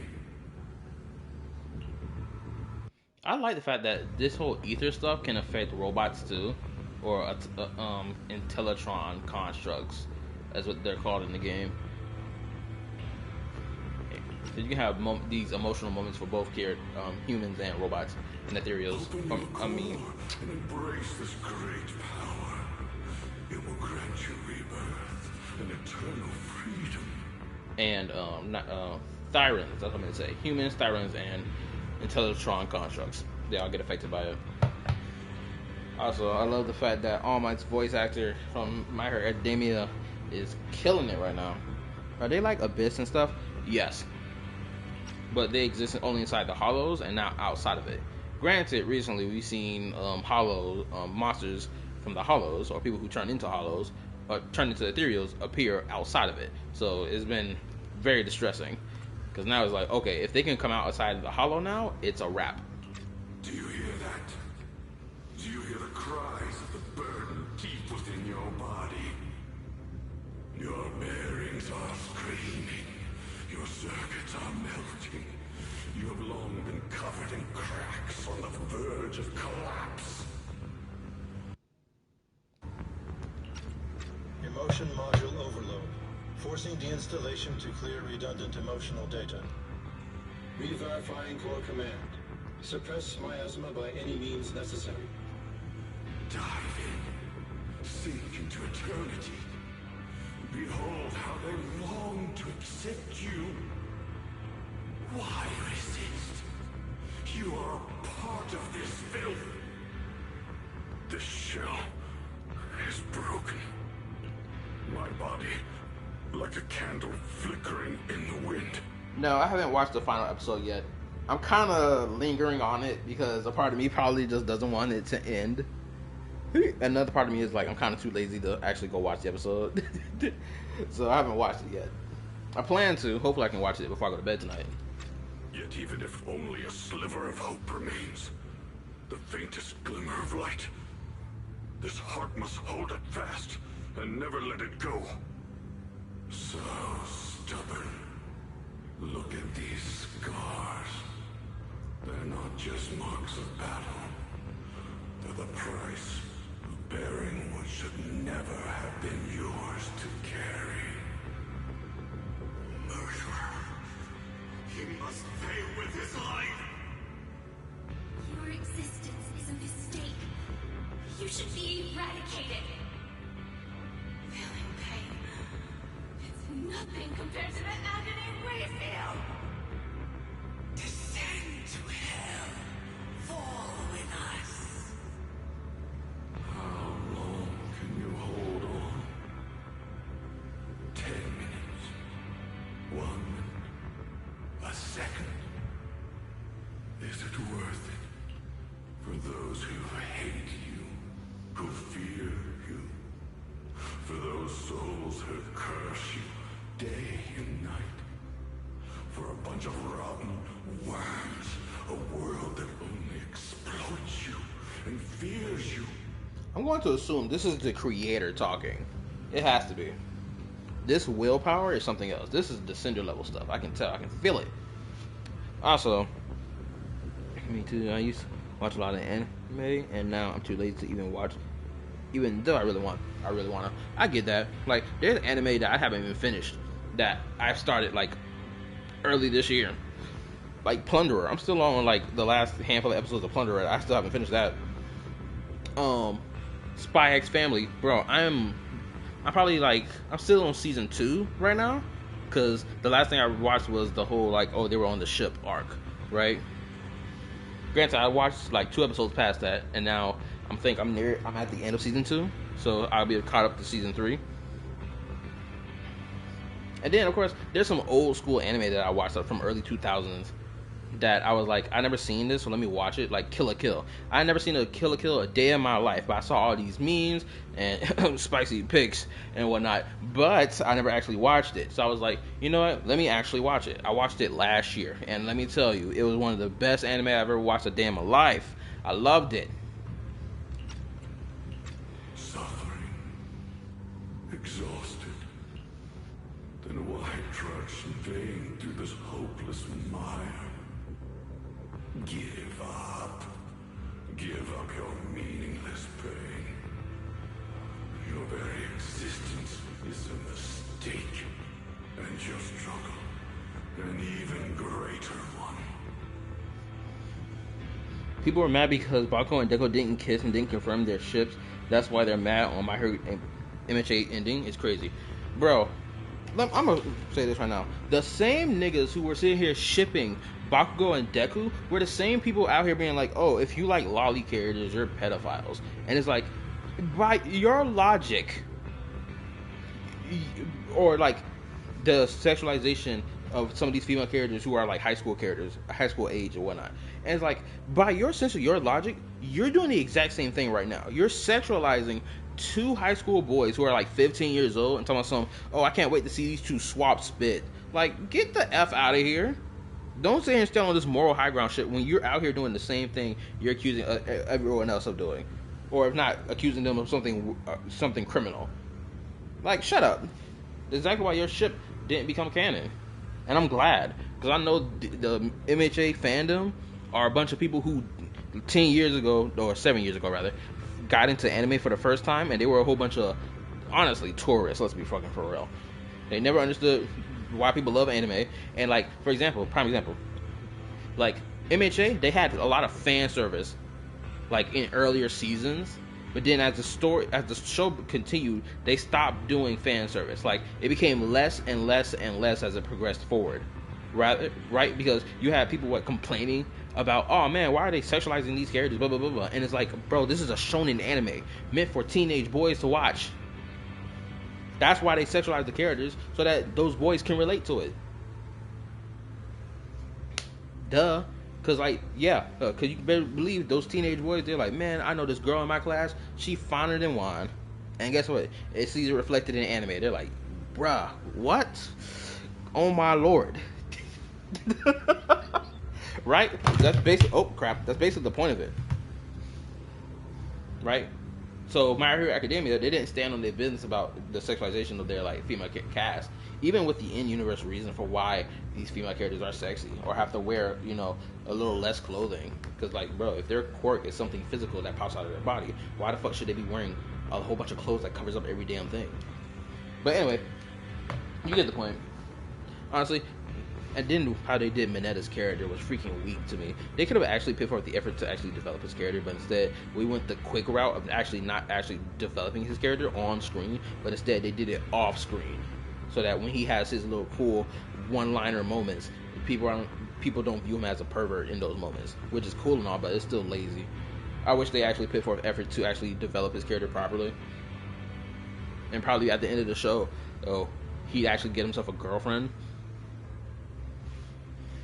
Right? But, of course, that's not what happened. And it is what it is. Even if I fall here, this is the path I have chosen. This is the price I have to pay. This will is like a stone. Immovable. Unyielding. Even if my body shatters and I perish here, I shall not falter. Let go of your meaningless resistance. Of your heavy burns. Let everything return to nothing. To its original, pristine, blank state. Isn't that a good idea? No more bloodshed. No more disappointment. No endless penance. No duty. No guilt. Only eternal release. Was Mineta still pervy? I thought he changed. He still have his one-off pervy moments, right?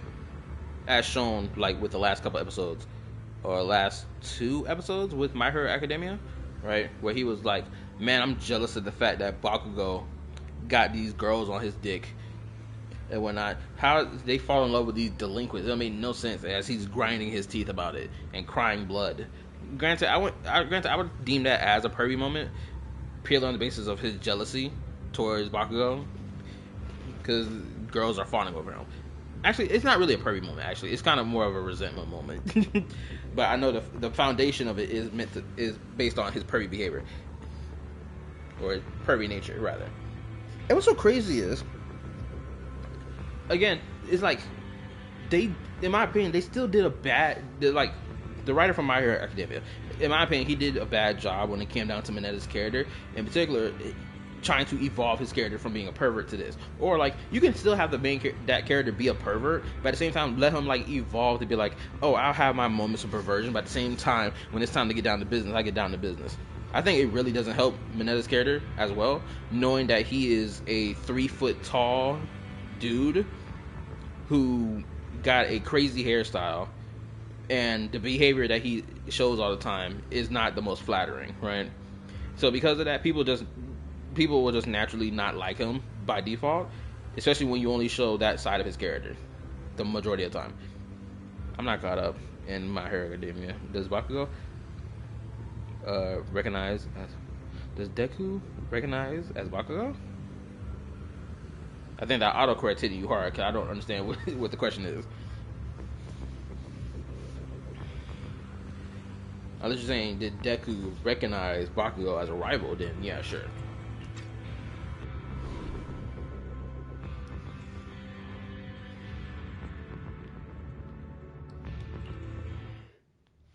Belle, Fairy and I have found something.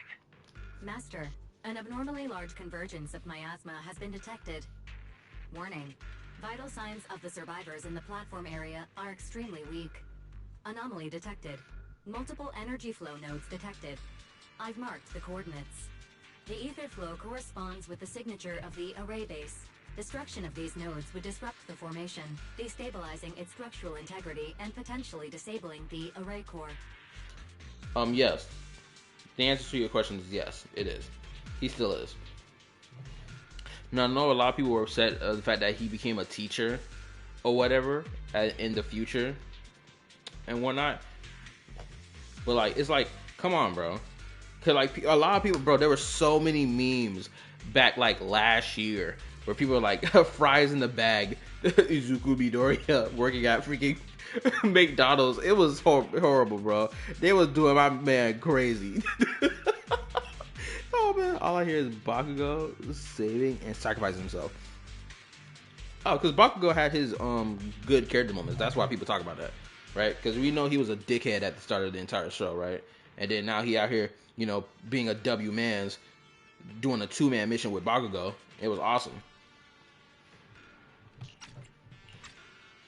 What I meant to say is Bakugo was out here doing a 2-man mission with Deku, and it was awesome. Array base and array core. Looks like I'll just have to give it a shot. Great. Destroying the array base might not only break the barrier and save people, but it might even delay or even stop the miasma that the Matrix sends to the Creator. It's a race against time. We have to hurry. The nodes are scattered all over. Let's split up. Okay, leave this area to me. Proxy, you cover Xiaoguang. The noise in the array core is getting weaker. Let's go!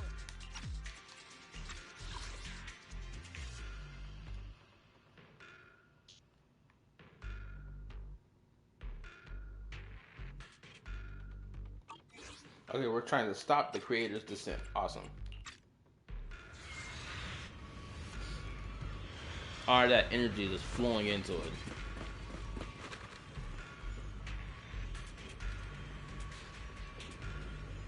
Damn, Deku working a 9 to 5 now? Technically, yes. But at the same time, Homeboy, But at the same time, Homeboy is also still working as a hero. So it's not like he just only does 9 to 5. But he was a teacher. He became a teacher at UA. That's the thing. It's not like he became a teacher of some random school in the middle of nowhere.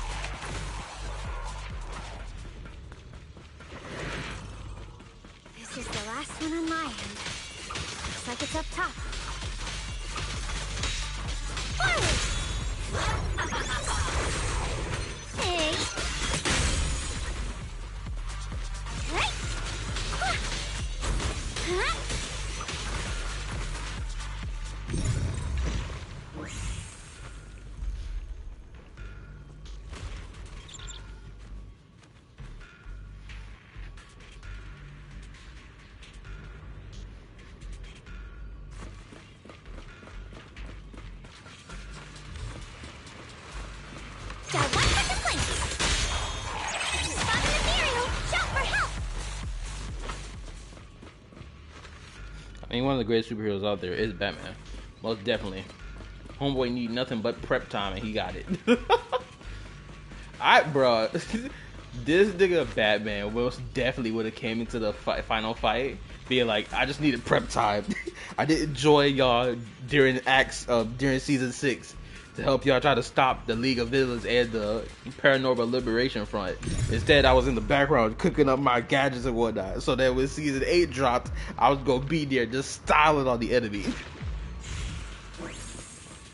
They'd be like, bro, where you been at this whole time? Oh, I just needed prep time. Be down. Call up to Xiao Guang and the others. Better hurry back to the array core and wait there. Set! Seal! Break! Hey! A complaint? Too late for that! Pay close attention to what I'm saying. Yeah! It worked! No time to waste. I'm going ahead. I like that scene. Nice transition scene. Also, let me read. I seen a meme that Deku was working as a dispatcher and had the outfit like Robert from the dispatch game. I see the video or commentary of Batman on Batman. Yes, I know the content you're referring to. I've seen people's reactions and stuff to it. It's fun. The aura farming tournament. Did you see how he went to the dap up distance? The cape was in the wind. It's a technique only known by a few. You shut up, Piccolo. So one second, please.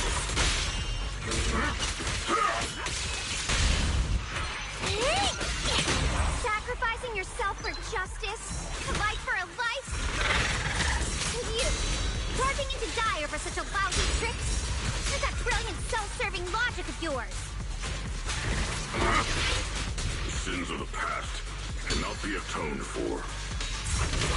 Once Ning Chen is safe, you can take whatever it is you're after. Not this ball,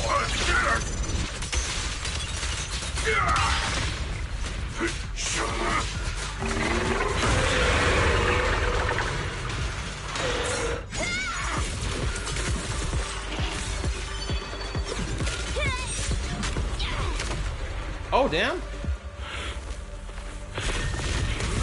Oh, he's styling on him. Oh my goodness. This is so gas. Oh, nah. That 4-piece combo was diabolical.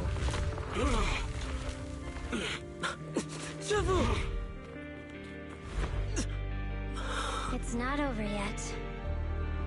And you already look this miserable. Let's end it here. My core. Please. Take it. Taking it to report back, that would be nice. But now, I have a new choice. This time, let the words of the dead grant you a truth that allows you to keep on existing.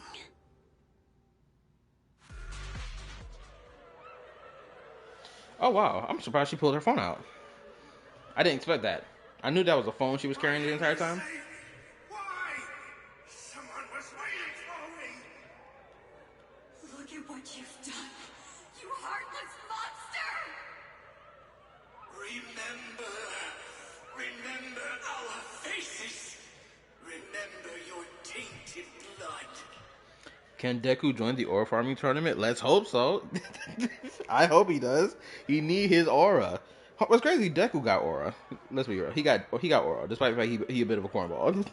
But like, bruh, he needs to be joining the tournament. Hope I be looking like a cornball in those videos that he makes. It's so crazy.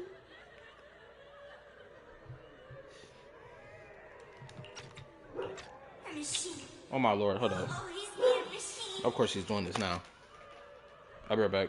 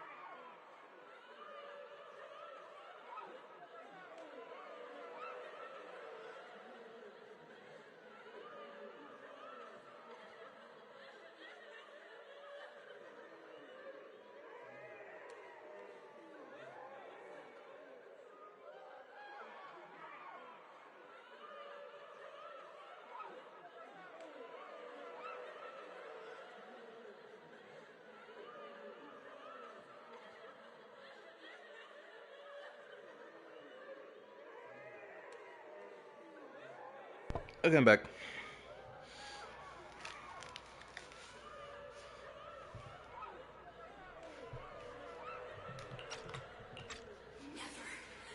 I will never forgive you! Never!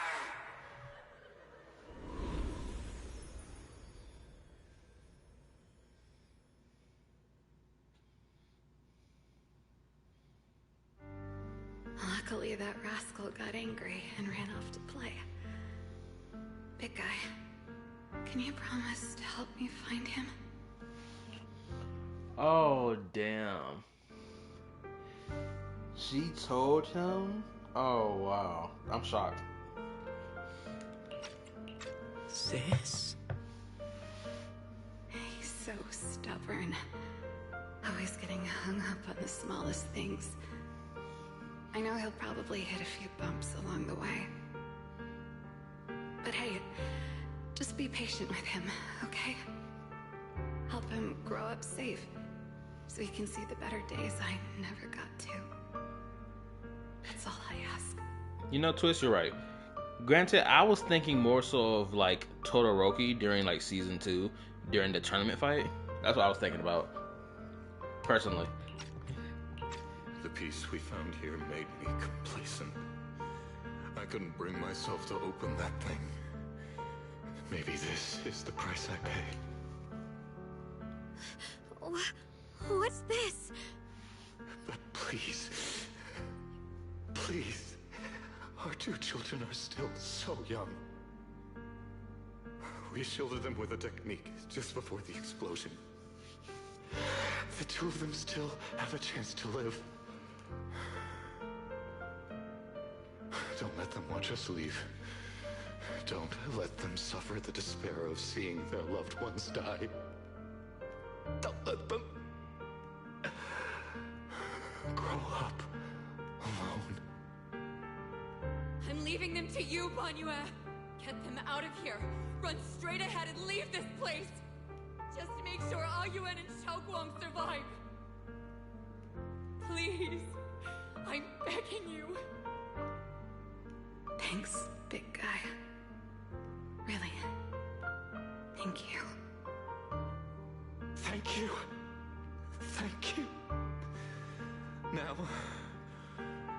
we can go without regrets. One day, when they return to their former home, remember to tell them we left with smiles on our faces.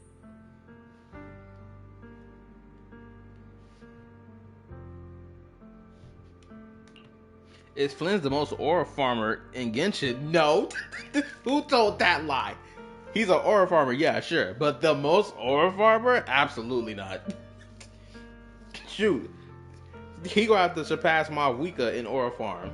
The captain. Who else had good aura farm? Scaramouche had good aura farm. I love that his aura farm. Risley, Nuvalet. The list goes on. The most aura farmer. Get Fliz out of here. Mom. Even Dottore got better aura. You'd understand my decision, right? Ooh. Sis! Sis! Why did you do this? Why? Why? Why couldn't you just let me hate him? Why did all this have to happen? Sis, I miss you. I really miss you. Did you hear it now, Banyue? The voices of both those who died and survived because of you. This is the weight of the truth. Which character will aura farm for the sake of aura farming? Dainsleif. Blatantly. The amount of times he's had a cold camera angle moment. The amount of times he didn't bother lifting a finger throughout the majority of those quests we played, where he was there, and he just stands there, arms crossed, let the cape in the wind. Bro, he is by far the most aura farming nigga in the game who aura farms for the sake of it. Unintentionally even. Bro, it's only recently that they started showing him like fighting alongside the Traveler. like dead ass. Other moments he just standing in the background. He just lifts one hand, arms crossed, looking away to the side, or just not looking at all, being like, "Oh, I saw you there, Rear. See you later, twin. Bye."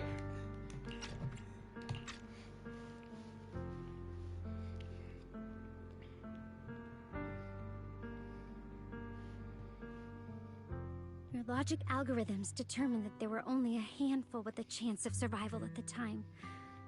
So you chose the optimal solution and didn't try to save anyone else. But as you stand here today, willing to step in and stop the array, you've proven that you've broken free of the constraints of commands and algorithms, haven't you? Correct. But the past cannot be. Right. The past can't be rewritten. But you're only holding on to the debt of those who were killed. You have forgotten the promise to live that those who passed entrusted to you at the end of their lives. Do you really think that falling here and sacrificing your life to repay your debts is something worth commending? I would. Just trying to run away. The real way to atone for wrongdoing is to live. Living the way you are now. This human form with emotions, self-awareness, and the ability to feel pain. To face the trials of the past day after day, and to shoulder the never-ending guilt. Live. Live with a clear mind. Face the people you've saved. Be it gratitude, relief, distance, fear, even if you hate him. Go fulfill your promise to the deceased. Keep going. Use every remaining moment to make up for your past. Until the very end. This is my final verdict as a Krampus judge.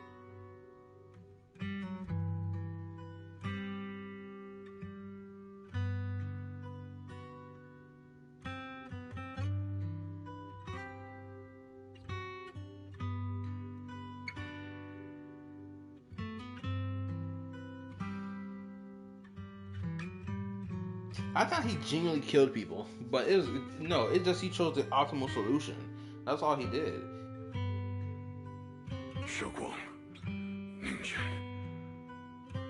About what happened all those years ago. You don't need to say anything, Banyue Shifu. Actually, I already remembered it all. Back when we crossed the bridge again. You might think you're a murderer who didn't save people in their moment of need. But to me, and my brother, you're the path to survival our parents sacrificed their lives for. You think Klee is a good aura farmer? Unfortunately for you, I have to disagree. The only lolly character in the whole game that I believe has the most aura, blatantly, is my girl Kachina. She earned her aura. Her aura was immaculate. Y'all saw what she did in Acts 1 and 2? Crazy. She was out here doing her thing, training, getting the W, styling on her opponent. It was awesome. And not only did they give themselves up for us, but also for your chance to become human. Dylan is right. Remorse for the dead never really goes away. But we can bear it as we go on. You don't owe the dead your life. You owe them the will to use the hands that once killed, to reach for more life instead. That's why I've never blamed you, Banyue Shifu. I also wanted to thank you, Dylan, for letting me hear my parents' last words. Oh, you know what? Hold up. It showed me that I was thinking the same way they were. Actually, a lolly character who has better aura than even Kachina is Nahida. Nahida's aura was immaculate. With her conversation with Dottore, it was immaculate. Her aura when she snatched that Gnosis from Scaramouche, also immaculate. Love the aura. And what's crazy, most of her aura is innocent, and then she has her badass aura moments, and I love it. You and your parents are such gentle souls. And now you've grown into exactly the person they hoped for. Ningqian, this is my own choice. You always have the freedom to choose how to face Banyue Shifu.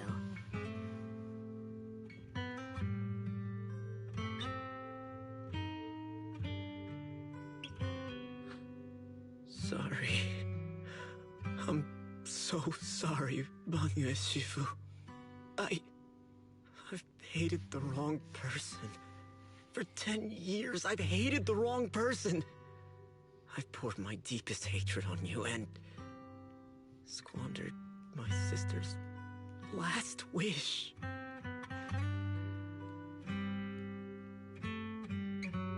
I still remember her last words vividly. I remember every face of those I could not save. Their faces have never faded. I was never able to find you in Waifei Peninsula after I rescued Xiaoguang and the others. Until years later, when you came to my school, I recognized you the moment you told me your name. Oh, I remember this. If y'all remember a couple of weeks ago, or probably a couple of days back, right? Saint Tontas made a video talking about somehow 2.4 for Zenless is a disaster, is garbage because of the lack of voices or the voiceover for a lot of characters, for a handful of characters, weren't present throughout the story quest, right? So when he found out about that, he jumped the gun immediately to be like, look how bad this is. This is the worst game ever. No wonder it's the worst failing Hoyo game, blah, blah, blah, blah, right? But then it's like, when you actually play the quest, and actually, something that actually makes sense in all this, right? That I really like is the fact that this game has subtitles. Could you imagine having no voice lines and on top of that, having no subtitles at all? Bro, it would have been a horrendous situation. You couldn't actually play this quest without not knowing what the crap is going on. It'd be like, bro, I'm just walking through the darkness right now. But thank God they have subtitles, because then it's like, okay, that can make up for, you know, the lack of voice lines. Because, like, niggas read books anyway. Books don't have voice lines. Then you have audio books. Then you just have straight up cutscenes with no, you just have straight up visualization with no words. And it's just them talking. I mean, when I mean no words, I mean no subtitles. And so on and so forth. So, like, people have already engaged with multiple forms of media that exist that either have subtitles or have only visuals. Right? So, people can handle reading. But apparently gacha players hate reading for some reason. By that time, you already looked like your sister all those years ago. You've known all along? And you still took me in as a disciple and taught me everything. It was me. I made a deal with Sarah. I used the ancient tome to lure you into activating the array. I thought I could use the array to absorb the miasma, hoping I could save more people and complete my revenge. Ningqian, I'm afraid you were just another pawn in someone else's game. It is still unknown whether the endless miasma was purified or just transferred to something else in the hollow. It's far more complicated than you think. We've all been pulled into a deeper scheme without even realizing it.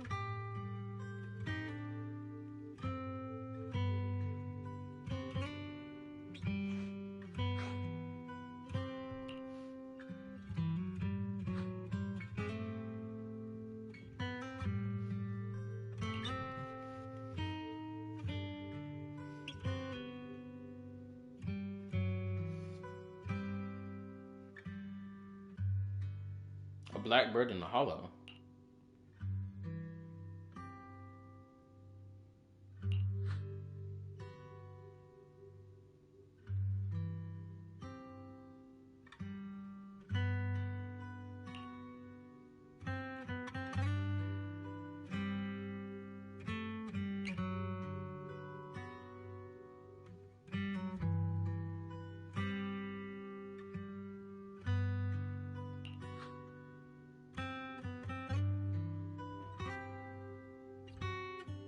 The only one who gave it.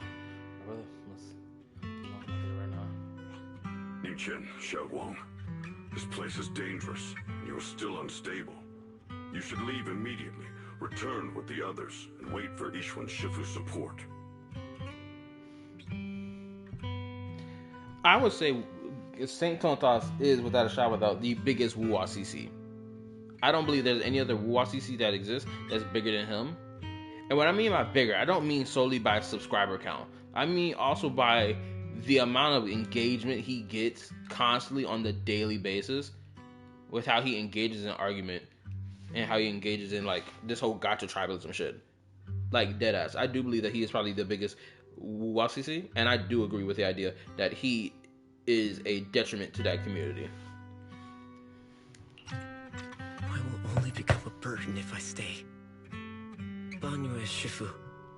Everyone, please be careful. I'll deliver the news. And if Ishuen Shifu arrives in time, I'll inform her immediately. The Qingming sword is reacting strangely in this area. There must be something I'm destined to face ahead. Banyue Shifu, I gave my word to Belle before we came. This time, I will not stay behind. I will not watch those dear to me face danger alone again.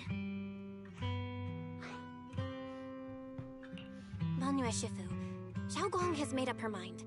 Let's trust in her decision. Yeah, we're also running out of time. Her own brother might be in grave danger and you won't let her go with you? How does that make sense? You only have two options. Knock Xiaoguang out and send her back, or grant her wish. Come on. Is the wielder of the Qingming sword supposed to be weak or something? Look at yourself. You look like a mess. Give it a minute and we'll all be counting on Xiaoguang to save us. Fine. But we proceed with caution and must not act rashly.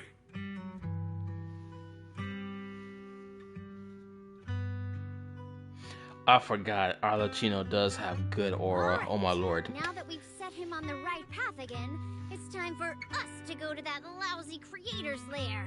Correction. Turn the place upside down. Correction. She doesn't have good aura. She has immaculate aura. Good lord. That Crimson Moon was, oh my goodness gracious. So freaking awesome.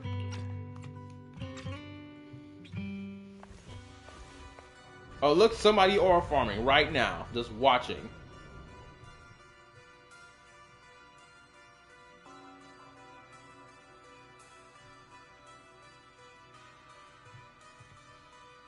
The Judge of Krampus sure lives up to her name.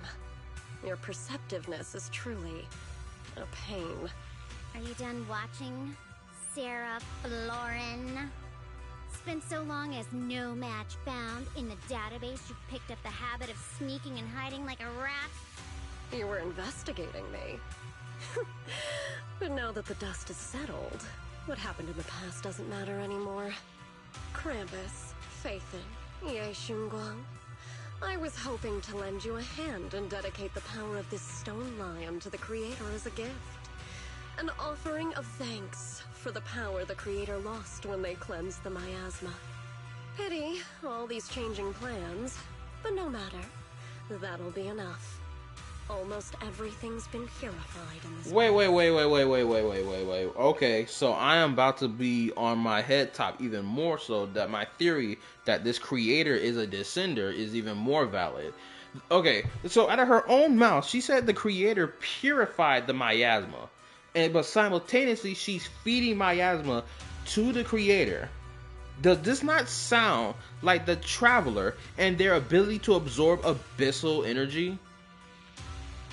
And not like purify it, but like just absorb it. Because that's what this sounds like. This sounds like absorbing, not purifying. Right? For those of y'all who play Genshin, y'all know what I'm talking about.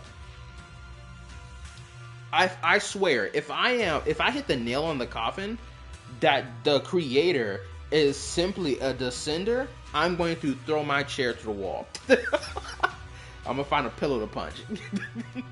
Because I feel like I'm really on the head top right now. I feel it. I feel like I'm spot on. Where is my brother? Look at you.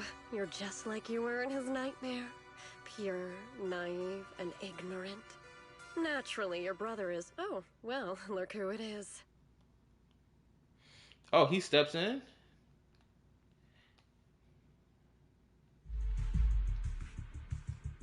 Xiaoguang, what are you doing here? Weren't you training in seclusion? Who sent you here? Brother, Judging from your looks, are you also? Go back. You shouldn't have come here. Yeah, your brother became a edgelord aura farmer. Granted, I respect the drip. He inverted his colors from orange and black to black and orange.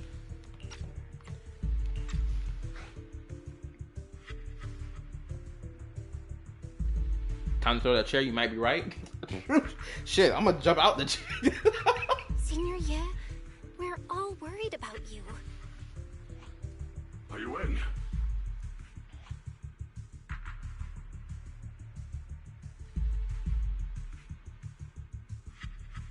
Note. What note? What did you do, Sarah? Why is my sister here? No need to be so anxious. You helped me find the creator in order to save her, didn't you? So what's wrong with organizing this moving reunion beforehand? Is there any point in pursuing such trivial details at this stage? Don't forget, I'm the one chosen by the creator. Only I can open the door for the creator's arrival into this world. Opening the door for the creator's arrival in this world. AKA, this is either opening the doorway between this realm and the abyss, which is meant to be the shadow of the world, granted in Genshin Impact's terminology, or that there is a legit barrier around this planet somehow, or this solar system, and the creator can finally enter it. Granted, that's a little bit of a stretch because that's a little too far away, honestly. But I have to assume it's kind of like the first option. So, yeah. Your obsession, the answer to fulfilling your tragic wish, is just ahead. The time is nearly upon us, since you're willing to give everything to save your one and only sister. You'll definitely come, won't you? Otherwise, all our hard work will be in vain. That's the thing, we don't know who the creator is. We don't know their actual name. We just know they're called the creator. But I swear, my theory feels spot on that it is a descender with the ability to absorb this miasma, which is essentially, and the ether stuff, which is essentially the abyss equivalent in this world.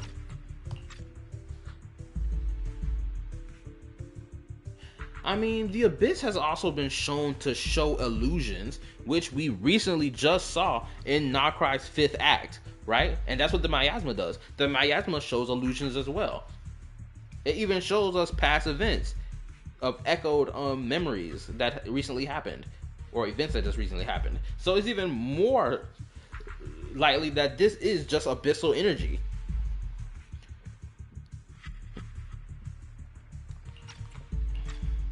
Xiaoguang, listen to me. Go back with the others. Trust me. And don't follow me anymore. Oh my god, he said the very thing I said earlier. About how, like, nah, your brother gonna tell you to kick rocks, swing, get on somewhere. I knew he was gonna say this.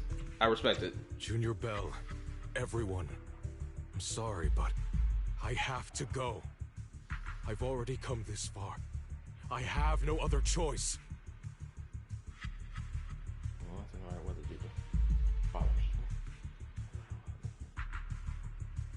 Whoa.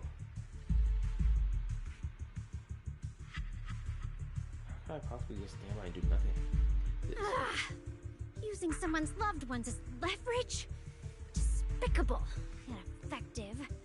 Stop spacing out. Let's go after them. Wise, do you know where they went? Can you track them down? Tracking route confirmed. Path recalibration complete. It doesn't look like they've gone far, but the miasma concentration in that direction is higher than anywhere we've been before. We have to be careful. Okay. Xiaoguang, can you keep going? Yeah, let's go. We're bringing my brother back.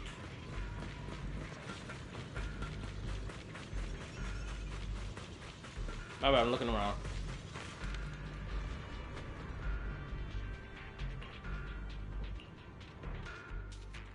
Oh, awesome. I can throw a third person in here. I can help you ward off misfortune and disaster. Fufu's here. How about today's reading is Be a Hero. Yep, there we go.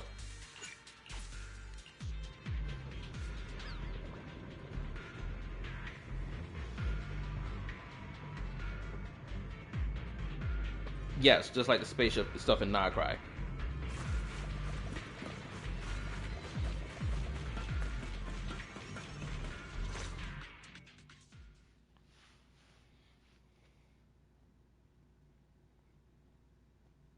Answer me. What's going on? What did you do to Xiao Quan behind my back? Why did you lead her here?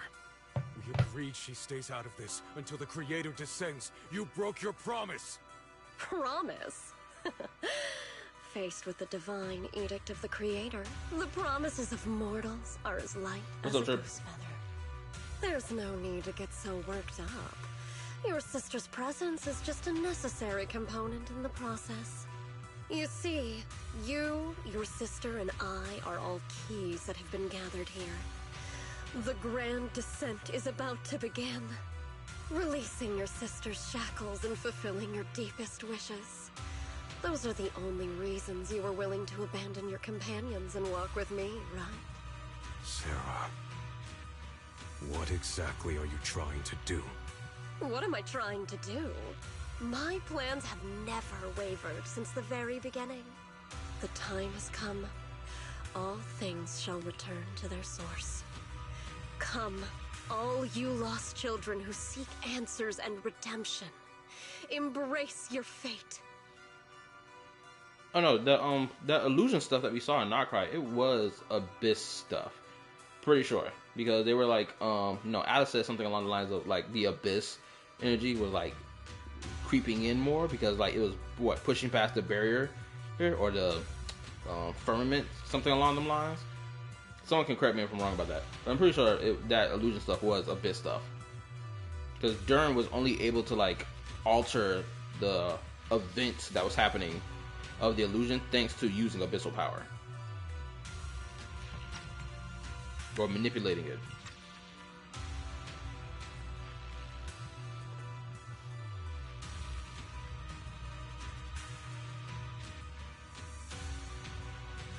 O supreme and sacred Creator, by thy blessing and thy call, I lay forth this offering. Obliterate the vows of traitors, the avengers' cries, the defilers' lament, and the mourning of the dead. Almighty Creator, hear my plea. What do you fucking know if you finished Act 6? Well, I have to piggyback off what I remember from Act 5 because we were making a comparison to the miasma / ether energy in Zenless and comparing it to Genshin because they keep referring to this creator as, oh, they will descend and whatnot, and then they're talking about how the creator can purify miasma while simultaneously that they're feeding the creator miasma, which is essentially abyss energy equivalent in this game, right? So I have this sneaking suspicion that this creator is a descender. That's the theory I've been piggybacking on. Not piggybacking, but putting down since about 20 minutes ago, I think. I beseech thee Lord. to manifest thy truth in the chaos of this world. Oh my God, they're about to do I it. beseech thee to wield thine eternal dominion and reshape the order of the universe. Oh my goodness. Sarah, my most faithful servant, thou hast come to the very brink of my advent. Oh my goodness. Oh my God. Traverse life and death, brilliance and decay, bliss and suffering. All shall return to me. Oh my goodness gracious. This is crazy. Yep. I'm going to confirm it now before the game even gives me any more answers to confirm it. Yeah, the creator is a fucking descender. That's what it is. I fucking called it. It was going. Imagine the creator is the second descender. That'd be crazy. We'll finish Genshin, then you get better lore. Asshat. Okay, just give me time, okay? So this is the Exaltus creator. They may look radiant, but it all sends a shiver down my spine. Oh, the 2D artwork for them looks cool. This evil being can be destroyed depends on this strike. I cannot hold back. How all ended here and now, before Xiao Guang and the others are drawn in too deep. The self-sacrificial play, I love it.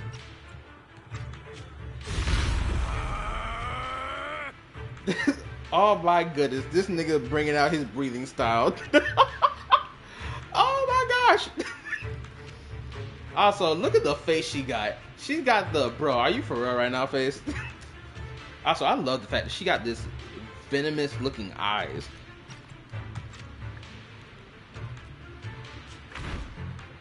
So you're laying in wait all the time, you're finally showing your fangs.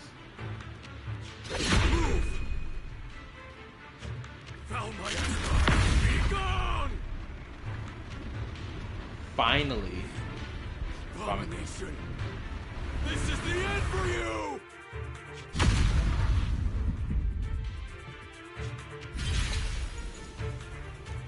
Everything is under your gaze. Oh my goodness, oh my goodness, oh my goodness. It's a tricky one, just as expected. It even tried to reflect my attack. Good thing it's been blasted into ether particles now. That should be the end of it. You are a fool if you think that's the end. Abandon the mortal world. Is Sarah about to die? Is she about to die from this injury? Or is she about to become a sacrifice? Oh my goodness, this is about to get crazy. This is getting really crazy. Let me read. Bro, about to throw his chair. Hope it's not Finon or Fanes. LOL. Oh my goodness, could you imagine? Traverse the life, the death. Return.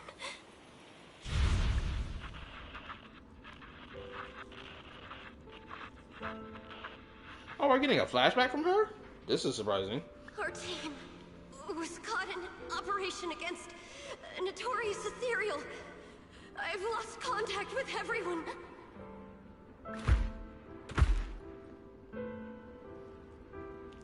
Save me, I don't want to die. Help me, don't leave me behind, please. Save me, anyone.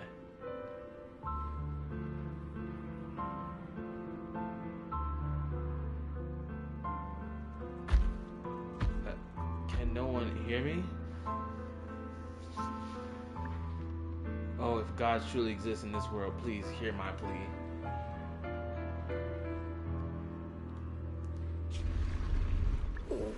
Where am I? Am I saved? Lucky child, chosen by the will of the Creator.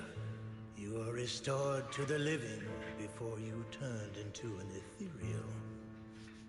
The blood of the Creator flowing through your broken body is the best proof that you belong here. What? Blood of the Creator? Who are you?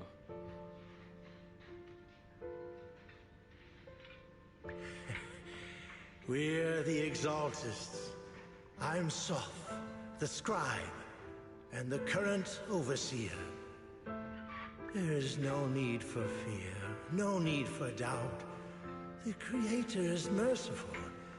This is the place they have given you, your new home. No, sorry. I have somewhere I have to go back to. I'll be right back. My dog is whining about something. Be right back.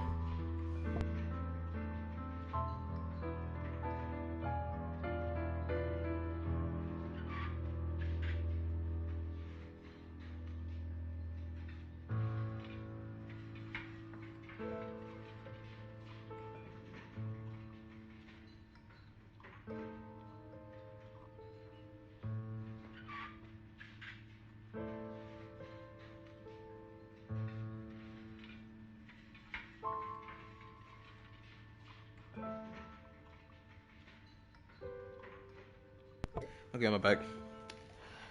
Apparently my dog is whining in his sleep. How many times have I already told you there has never been a special investigation squad in HSO? And there's no file under the HIA for a Sarah Florin. This is kind of warning. You by force.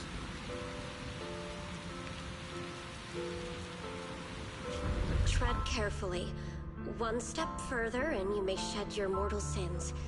But the gate to the final domain does not open without refinement. Life and death, existence and annihilation, brilliance and decay, bliss and suffering. All shall return to the Creator, for they are the origin of all. I know. Deep inside my body, my soul, lies the seed of evil I've long refused to face. Next time, see the situation you have here.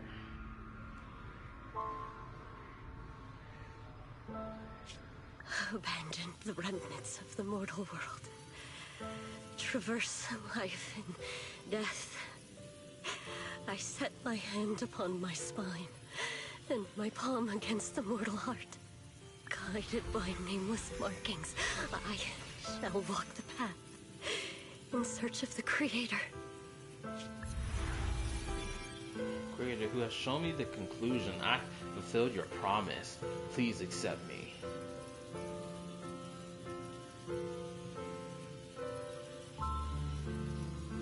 Not good. Oh, Creator, is this your permission for me to merge?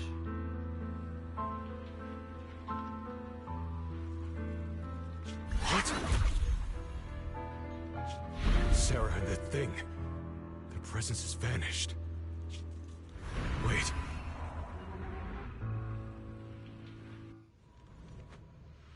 Bro, this is crazy. I can't believe Sarah is actually gone. Because they really been building up Sarah for a long time. Like, she been playing, like, a background since season 1. And now she done met... His presence, it's grown even stronger. Oh. That Creator has returned. Oh no! He about to get caught lacking.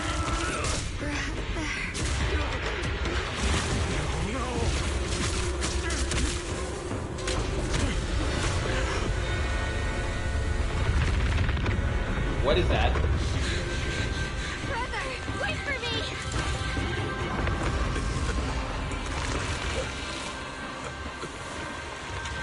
Brother! Xiao.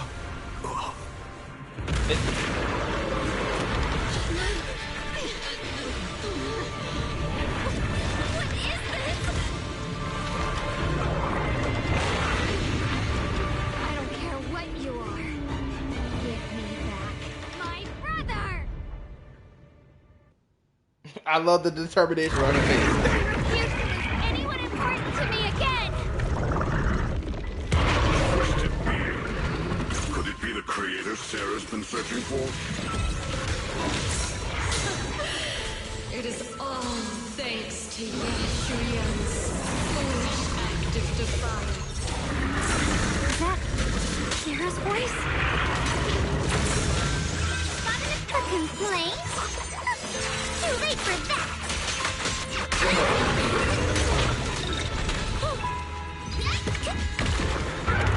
As for Yeshuyan, fret not. I have other plans for him. Enough talk!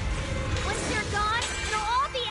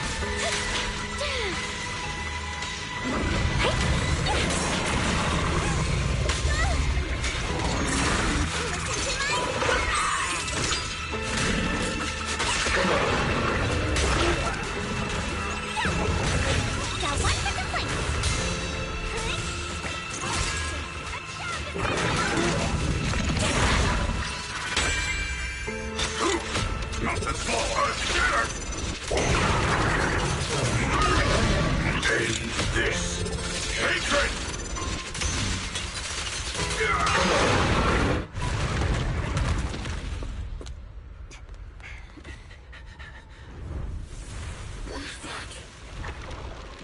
Brother. Something that should have been mine all along.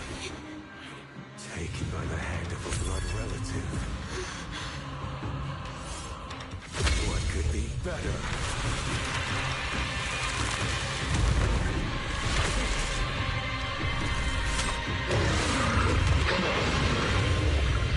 Round 2 looking crazy.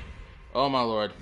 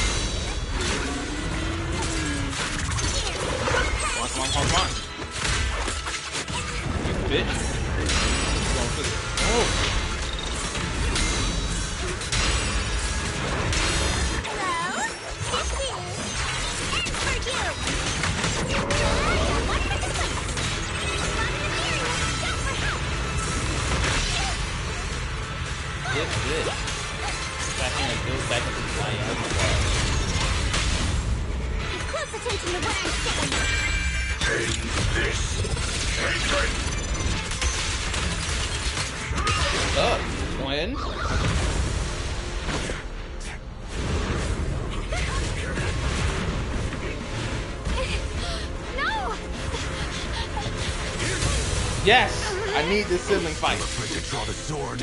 If you keep running, your loved ones will all be buried here! Brother! Some choices are burdens, and we must bear them. Do what must be done. I trust you, just as you trust me. She fit the sword down. Oh shit! I were the one being controlled instead. Excalibur? Who? Would make the same choice. Xiaoguang, you trust me, just as I trust you. Yo, Miyabi who? The seal is broken. Great. She jumped off it. Oh my. Oh, this is so tough.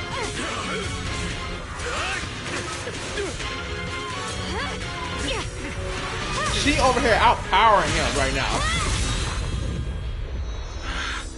Kill this nigga. Do it now. Brother. Don't stop. How's she lacking? Oh my lord. Such a splendid power. I'll happily accept it. It blew it away. A mere evil spirit, and you dare speak so arrogantly. I am Ye Sunguang, wielder of the Qingming sword of Yunhui Summit. This sword, with heaven and earth as its guide, shall cleanse all evil! Nigga had a whole flashback. Xiaoguang, I already know. This voice. Did I really bring my brother back? No, that nigga's dead. Forgive me for leaving again. You must wait for me. Trust me. I will save you. I swear I will. Brother.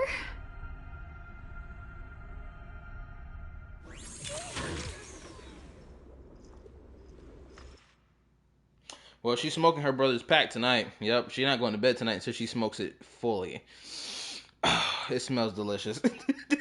Goddamn, this what Zenless filler patch look like. I wonder how cool. What's it? Oh god, we over here dying. A few days later, I'm probably wakes up.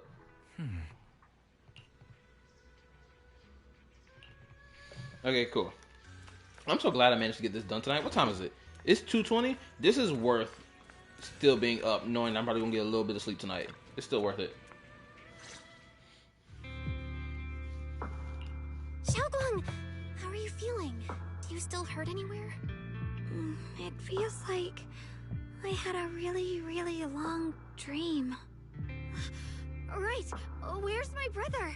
What happened to him? Where is he? Did I bring him back? Don't worry. Let me tell you everything that's happened. After you defeated that thing, the creator, or at least its embryonic form, you passed out from exhaustion. The power wrapped in that black mist dissipated, and Senior Ye, he seemed to come back to his senses. He caught you as you fainted and whispered something I couldn't make out. It was clear he didn't want to leave, but in the end, he walked away alone. He didn't explain anything. All he said was, take care of Xiaoguang. Banyue Shifu and Dylan were both injured and couldn't stop him. But at that moment, from Senior Ye's expression, it was like he suddenly realized something that he had to confirm right away. He left alone? No. We must find him as soon as possible. If he still has any remnant influence of the creator in his body, if that takes hold again... This doesn't seem like a filler. Who the F said this is filler? Who do you think? Saint Tone Toss and niggas who believe Saint Season 2 was going to be the fall off for Zenless Zone Zero, only to be proven wrong. And what about Shifu? Did she make it in time? Ishuan Shifu hasn't returned to Swabian Temple yet. She's probably dealing with Senior Ye's situation. I heard that Yunhui Summit will be sending people over soon to investigate the creator incident. Yunhui Summit. Xiaoguang, considering our past experiences and what Sarah said, do you think the creator's target has always been you and the Qingming sword? Yeah. It's been trying to lure me into using the power of the Qingming sword to make me break the seal myself. And I'm afraid that it controlled my brother to use him as a medium at the critical moment, to devour the power of both me and the Qingming sword. Ooh, I just had a crazy realization. Okay. Entertain my logic real quick. Entertain it. What if the Qingming sword and the power in it actually belongs to the creator? Because the Qingming sword has the ability to purify miasma. But we know that the creator, also from Sarah's own voice lines, said that the creator can not only purify miasma, but they also absorb it too. So, what if this is the other portion of the creator's power that they need to get back? Because the fact that the creator had all this white coloring, or rather this white color, this mystical aura about itself, is it not the same type of mystical aura that we see from the Qingming blade? It's the same thing, right? So that's what my thoughts are right now. And I hope I'm correct, because she's talking about how this bastard wants her to use the sword. It seems to me the freaking creator is trying to get this power back. And maybe this is like an important piece of power to them.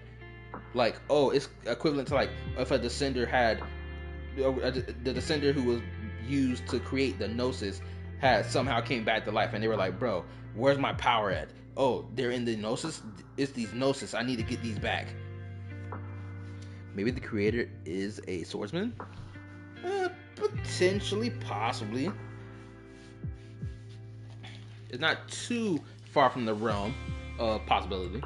So, do you still remember how you defeated the creator? The situation was dire. When I finally released the Qingming sword, I seemed to have a strange resonance with it. I understood that the sword contains a power that can suppress the creator, or even annihilate it. That's why I believed that the last strike would bring my brother back.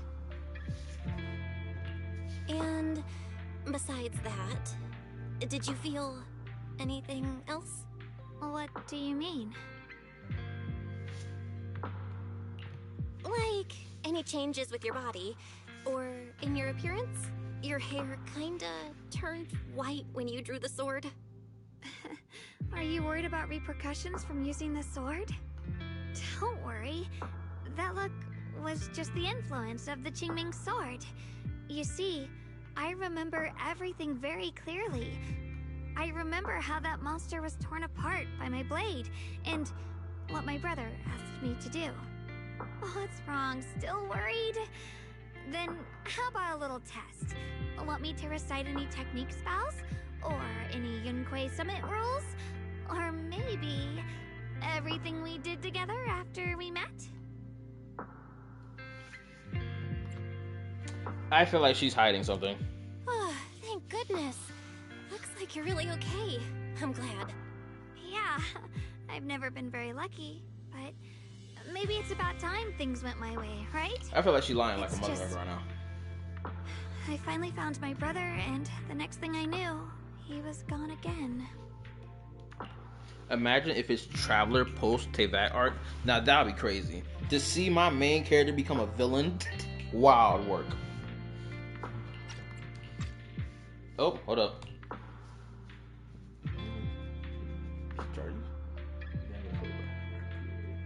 Yeah. It seems like Sarah was using the promise of separating me from the Qingming sword to lure my brother into cooperating with her. But I don't think my brother ever believed her. He only played along so he could get close enough to find a chance to destroy the creator before it could take form. He didn't realize that the creator's focus was on me and the Qingming sword all along, and that Sarah had already drawn me into her trap long before I noticed. But now that the crisis is over, and he's finally out of their grip, why doesn't he come back? He was clearly worried about me. When I was half conscious, I remember hearing him ask me to forgive him for leaving again, saying something like he'd definitely save me. It doesn't sound like he's just worried that I'll be consumed by the sword. It's more like he's trying to tell me something. Could it be that he's learned of something even more terrifying? Something he felt he had to deal with on his own right away, to the point where he didn't want us involved at all.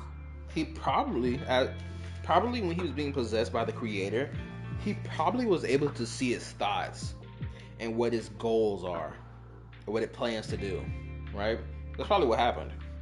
Because if you get possessed by another entity, surely you should be able to also see their memories and see what they got going on inside their mind, right? Pretty sure it should be able to work both ways.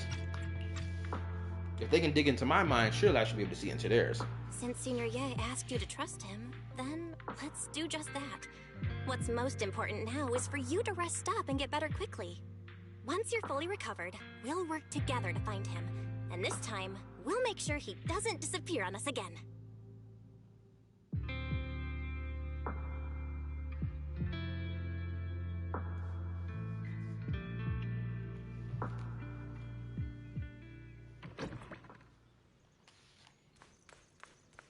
Almost done, almost done.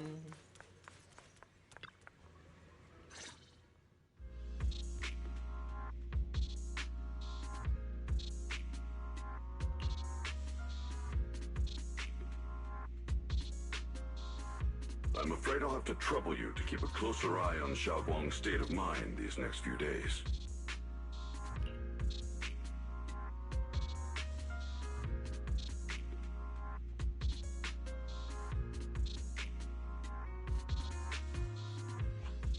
Right. There was so much happening so quickly that we didn't have time to investigate further, which is why we couldn't tell you right away. When the creator, or rather that power Xiaoguang fought off, was first awakened, 4 areas in Lemnian Hollow simultaneously emitted extremely brief but highly similar energy resonance signals. Which 4 areas? We can only locate 3 general areas at the moment. One was right where the creator appeared at the old mining site. Another was the area where we confronted the Exaltist Overseer, Mevarok. And the third one was the town. Yeah. Coincidentally, these are all places Wise and I have been before. AKA tying it directly to previous plot points. Oh wow, such grand filler. This is some immaculate filler that I'm playing right now. You've been to all 3 places? Oh, don't tell me these are all popular attractions. That's not the strangest part. What's really worth noting is the 4th signal. Fairy? The spatial coordinates of the 4th resonance signal are severely blurred. Existence confirmed, but precise location cannot be confirmed due to high-level energy interference. Warning. Though brief, the peak value of the signal's miasma energy exceeded all known records within Lemnian Hollow. It's almost like it was some kind of response. Then it hit itself again. It was like some kind of distant, indistinct response. Then it quickly went silent again, as if hiding from something. 3 of the signals came from areas we've been to recently. No way that was a coincidence. But that last one? It's hidden so deep that even Fairy couldn't pinpoint it. Where could it be? Connection we haven't uncovered yet. That disgusting miasma creature we fought, and the Ye Shuyun controlled by the creator, might have just been the opening move. The creator testing the waters. Whatever it is, it's still out there lurking, scheming something. I'll report this to Krampus and closely monitor any changes inside the hollow. I will also investigate further. With Krampus and Banyu Shifu helping out, things will definitely go more smoothly from here. Wise and I will keep an eye on the situation too, while we keep Xiaoguang company. Let's all stay sharp, everyone. This calm might just be the eye of the storm. Brief moment of respite before everything gets thrown into chaos again.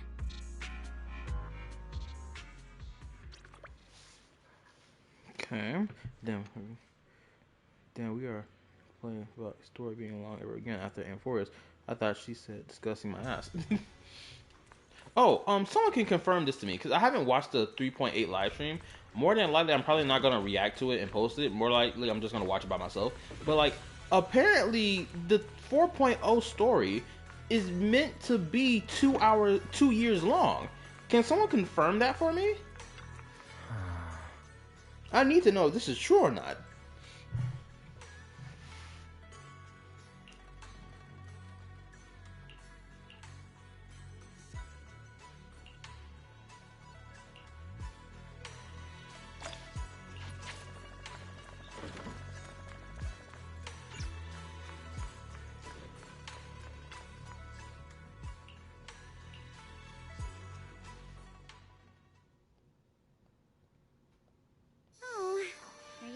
Criticize me, Senior Joe? I thought they'd send the cold, heartless executioner. No, never been able to get along with her. The boss hasn't issued any new orders yet. Naturally, she won't do anything. Besides, it's too late for you to feel guilty now. I'm just here on my own behalf to ask you for an explanation. After all, we've provided you with important intel, but the result of the mission was a little underwhelming. The orders from the higher-ups are to retrieve Banyue's core data and erase this unstable factor. But as for you, not only did you not get the core, but you also seem to have made him more complete and dangerous? Is this negligence of duty or self-inflicted downfall? Huh? Who said I didn't finish the mission? I have exercised the ultimate authority granted to me by Krampus as the judge. The verdict is as follows. Banyue's core consciousness has tentatively proven that it is controllable and of great value. Hence, I deemed there is no need to erase it. As for retrieving said core, don't worry. I will introduce Banyue to Krampus. Wouldn't you call that a different kind of recovery, in a sense? Huh? You want to let him join Krampus? Yeah, wouldn't that be more interesting? If he joined, then his power, along with all of the information he has, would be of service to Krampus. I love her shocked face. In the long run, that's way more valuable than a one-time core data extraction, don't you think? Aside from the old folks from TOPS, the reason the boss is so interested in Banyue's core is because a certain big shot was the one who made modifications. Gradually transformed him from a killing machine into a human. You sure know how to wiggle out of a tough situation. However, your proposal does actually have some merit. I hereby approve your verdict. As for how to write the report without any leaks to get those old fossils to nod in person, that will be up to you to deal with. But I believe that when the boss finds out we're about to have a new member who is so controllable and so useful, with all the potential value he brings, I'm sure she will be happy. I can't wait to find out who is the boss of Krampus, because he keep gassing her up. After all, this is much more worthwhile than recycling a pile of scrap metal, right? Alright, I'll leave the rest of the procedures to you. I look forward to hearing good news about our new member. I'll still be relying on you to help me persuade the others.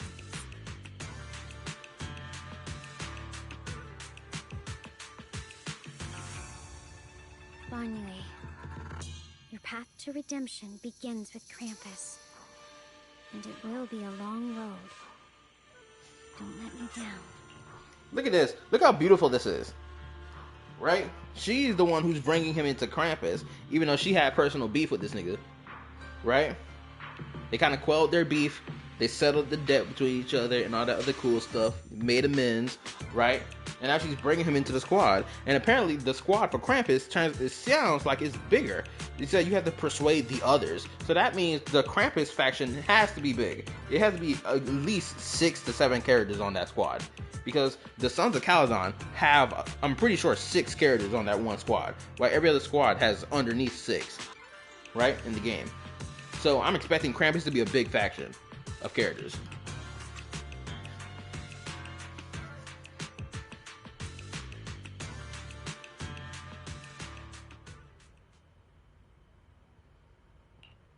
On the day I secretly snuck into Suibian Temple, I saved a chubby cat.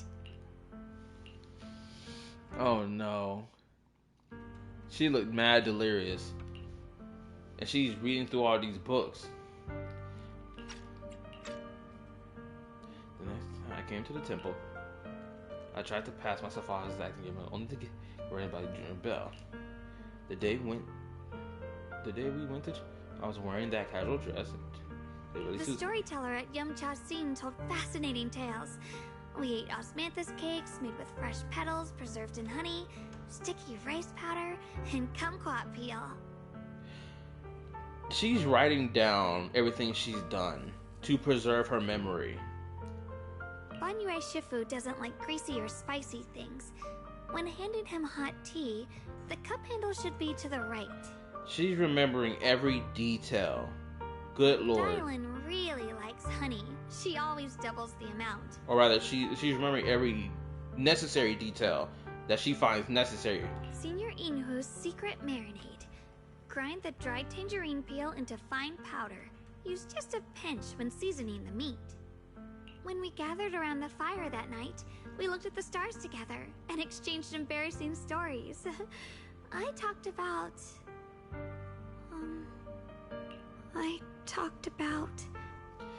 She can't remember that she talked about how she went to the mountain to light up the lantern, but because the wind was blowing hard, they didn't get a chance to light the lanterns, but instead they just stared up at the sky, and she said it was better than just lighting any lantern. She's forgetting about it.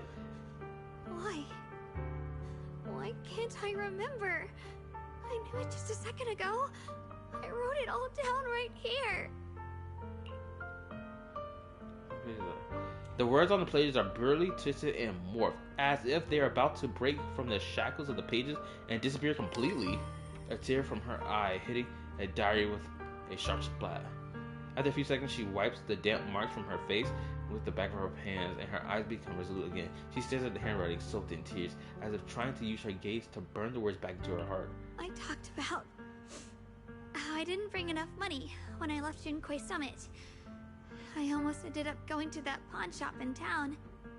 I remembered thinking to myself, besides the Qingming sword, I have nothing of value that's worth holding on to. I must never forget these memories. Never. Shifu, my brother, Belle, Wise, and everyone else. I must remember all the beautiful moments we shared together. I have to remember. In the light, her lips move persistently, yet in vain, over and over again, repeating the fragments of fleeting memories that she's desperate to hold on to. Her fingers begin to turn white, trembling slightly as she grips the diary tightly, as if she's engaging in a desperate struggle against an invisible foe known as the Forgotten. Only the still damp tear stains on the paper slightly tell the story of a young girl who, in the darkest of nights, used all her strength to pretend the world is still as it always was. To pretend she is still the same Yi Shunguang, whole, unscarred, or unscathed, unaffected by the Qingming sword. Man, this was sad. The entire ending was sad. But yeah, we made it. It was crazy. We're in chapter 5 of season 2 right now. We're all the way in chapter 5. We're this deep. Like, every moment since the start has been building up towards this moment. I'm not gonna lie, I really liked chapter 2 and 3 with Oboe Squad and Monato. Chapter 4 was also pretty fun. But I think I like chapter 5 more than chapter 4, potentially. Anyway, well,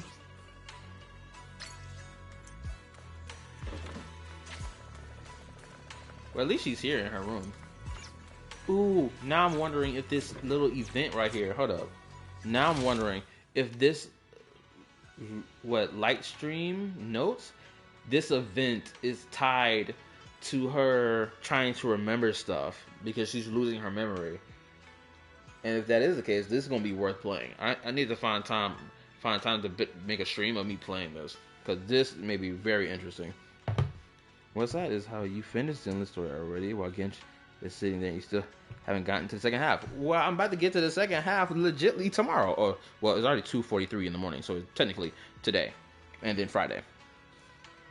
You need to find time to play Genshin. That's what Thursday and Friday is for. Thank God I took Friday off. Because, oh my goodness, I forgot. I got some personal things I got to handle on Friday as well. I got to get my fucking mail that they didn't drop off for some weird-ass reason. I spent all this money to order stuff off Amazon. They don't give me my stuff. Like, bro, what the crap? Tell myself we're gonna try again to send it to you. Nigga, you didn't even try again. It's been a whole week. I gotta make sure I get to that place before 5 o'clock in the afternoon. Anywho, what else do I need to say? I don't think I got much else to say other than I enjoyed the fuck out of this quest. Now I'm gonna play Genshin, and then what I'm gonna do the week after Genshin, or the week that comes after Genshin Impact playthrough. Who knows? I may have to spend the entire weekend playing Genshin Impact, honestly. If I can't get it all done in like 2 streams. Realistically, it's gonna take me 3 streams. Thursday, Friday, Saturday, Sunday. 4 days, more than likely 3 streams, or probably all 4 streams.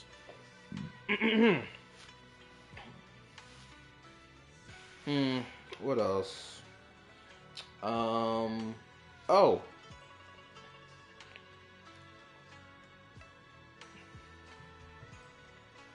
Story short, may even be 1 stream. Shoot, if the story is short and I'm doing it all in one go for 1 stream, I legitimately will have to play it on Friday then. Because that's the only way I'm getting 1 whole stream done of that entire quest.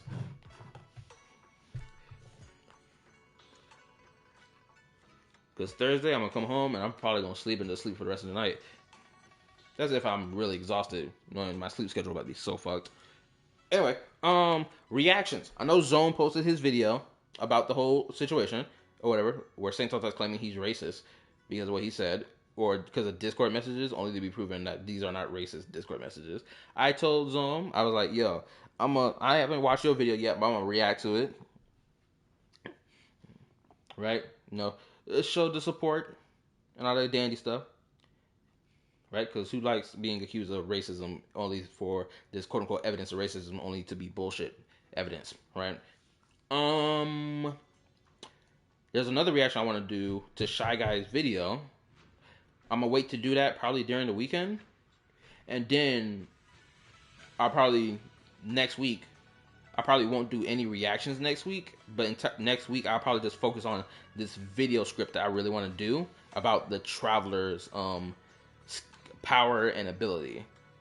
Ever since I watched that Nigerian Perspective video, I'm very enthusiastic to make that video. So I really want to focus on that and get it out. Hopefully fast. Hopefully I don't have to do too many editing, and hopefully I don't have to do too much script writing. I can just get it done just by just yapping about it. Anyway, yeah, I think that's it. I think that's all I got to say. Like, sub, turn on notification bell, join YouTube community Discord. The link is on my channel. Check out my yapping topics. Check out my yapping reaction videos as well. Those playlists are also on the channel. Go see it all for yourself. Enjoy the content. We are at, or rather, not we. Let me correct myself. I appreciate the support people have given me over the last 3 weeks. Bro, I am now sitting at 600 subs. Thanks to y'all support. I'm close to 1,000. So we gotta, I gotta keep getting in the grind. You feel me? Reach to that 1,000, because then I can have ads thrown on to my onto my hour-long reaction videos. Because now I'm going to be incentivized to now do hour-long reactions on purpose, knowing that if there's so many ads get thrown on to my videos, that means I can make more money from ad revenue. And people seem to really love these hour-long reactions because they're watching them. So I appreciate the support y'all give. Trip wire goes still remain as trip wire. Anyway, good night, peace, bye, deuces, all that dandy stuff. That 2-hour video one was the last one. That's fine. Anyway, bye, peace. Time for my ass to go to bed. 3 hours and 39 minutes? Oh my gosh. Man, I should have started the stream at freaking 10:30 then if that's the case. Alright, bye, GG's.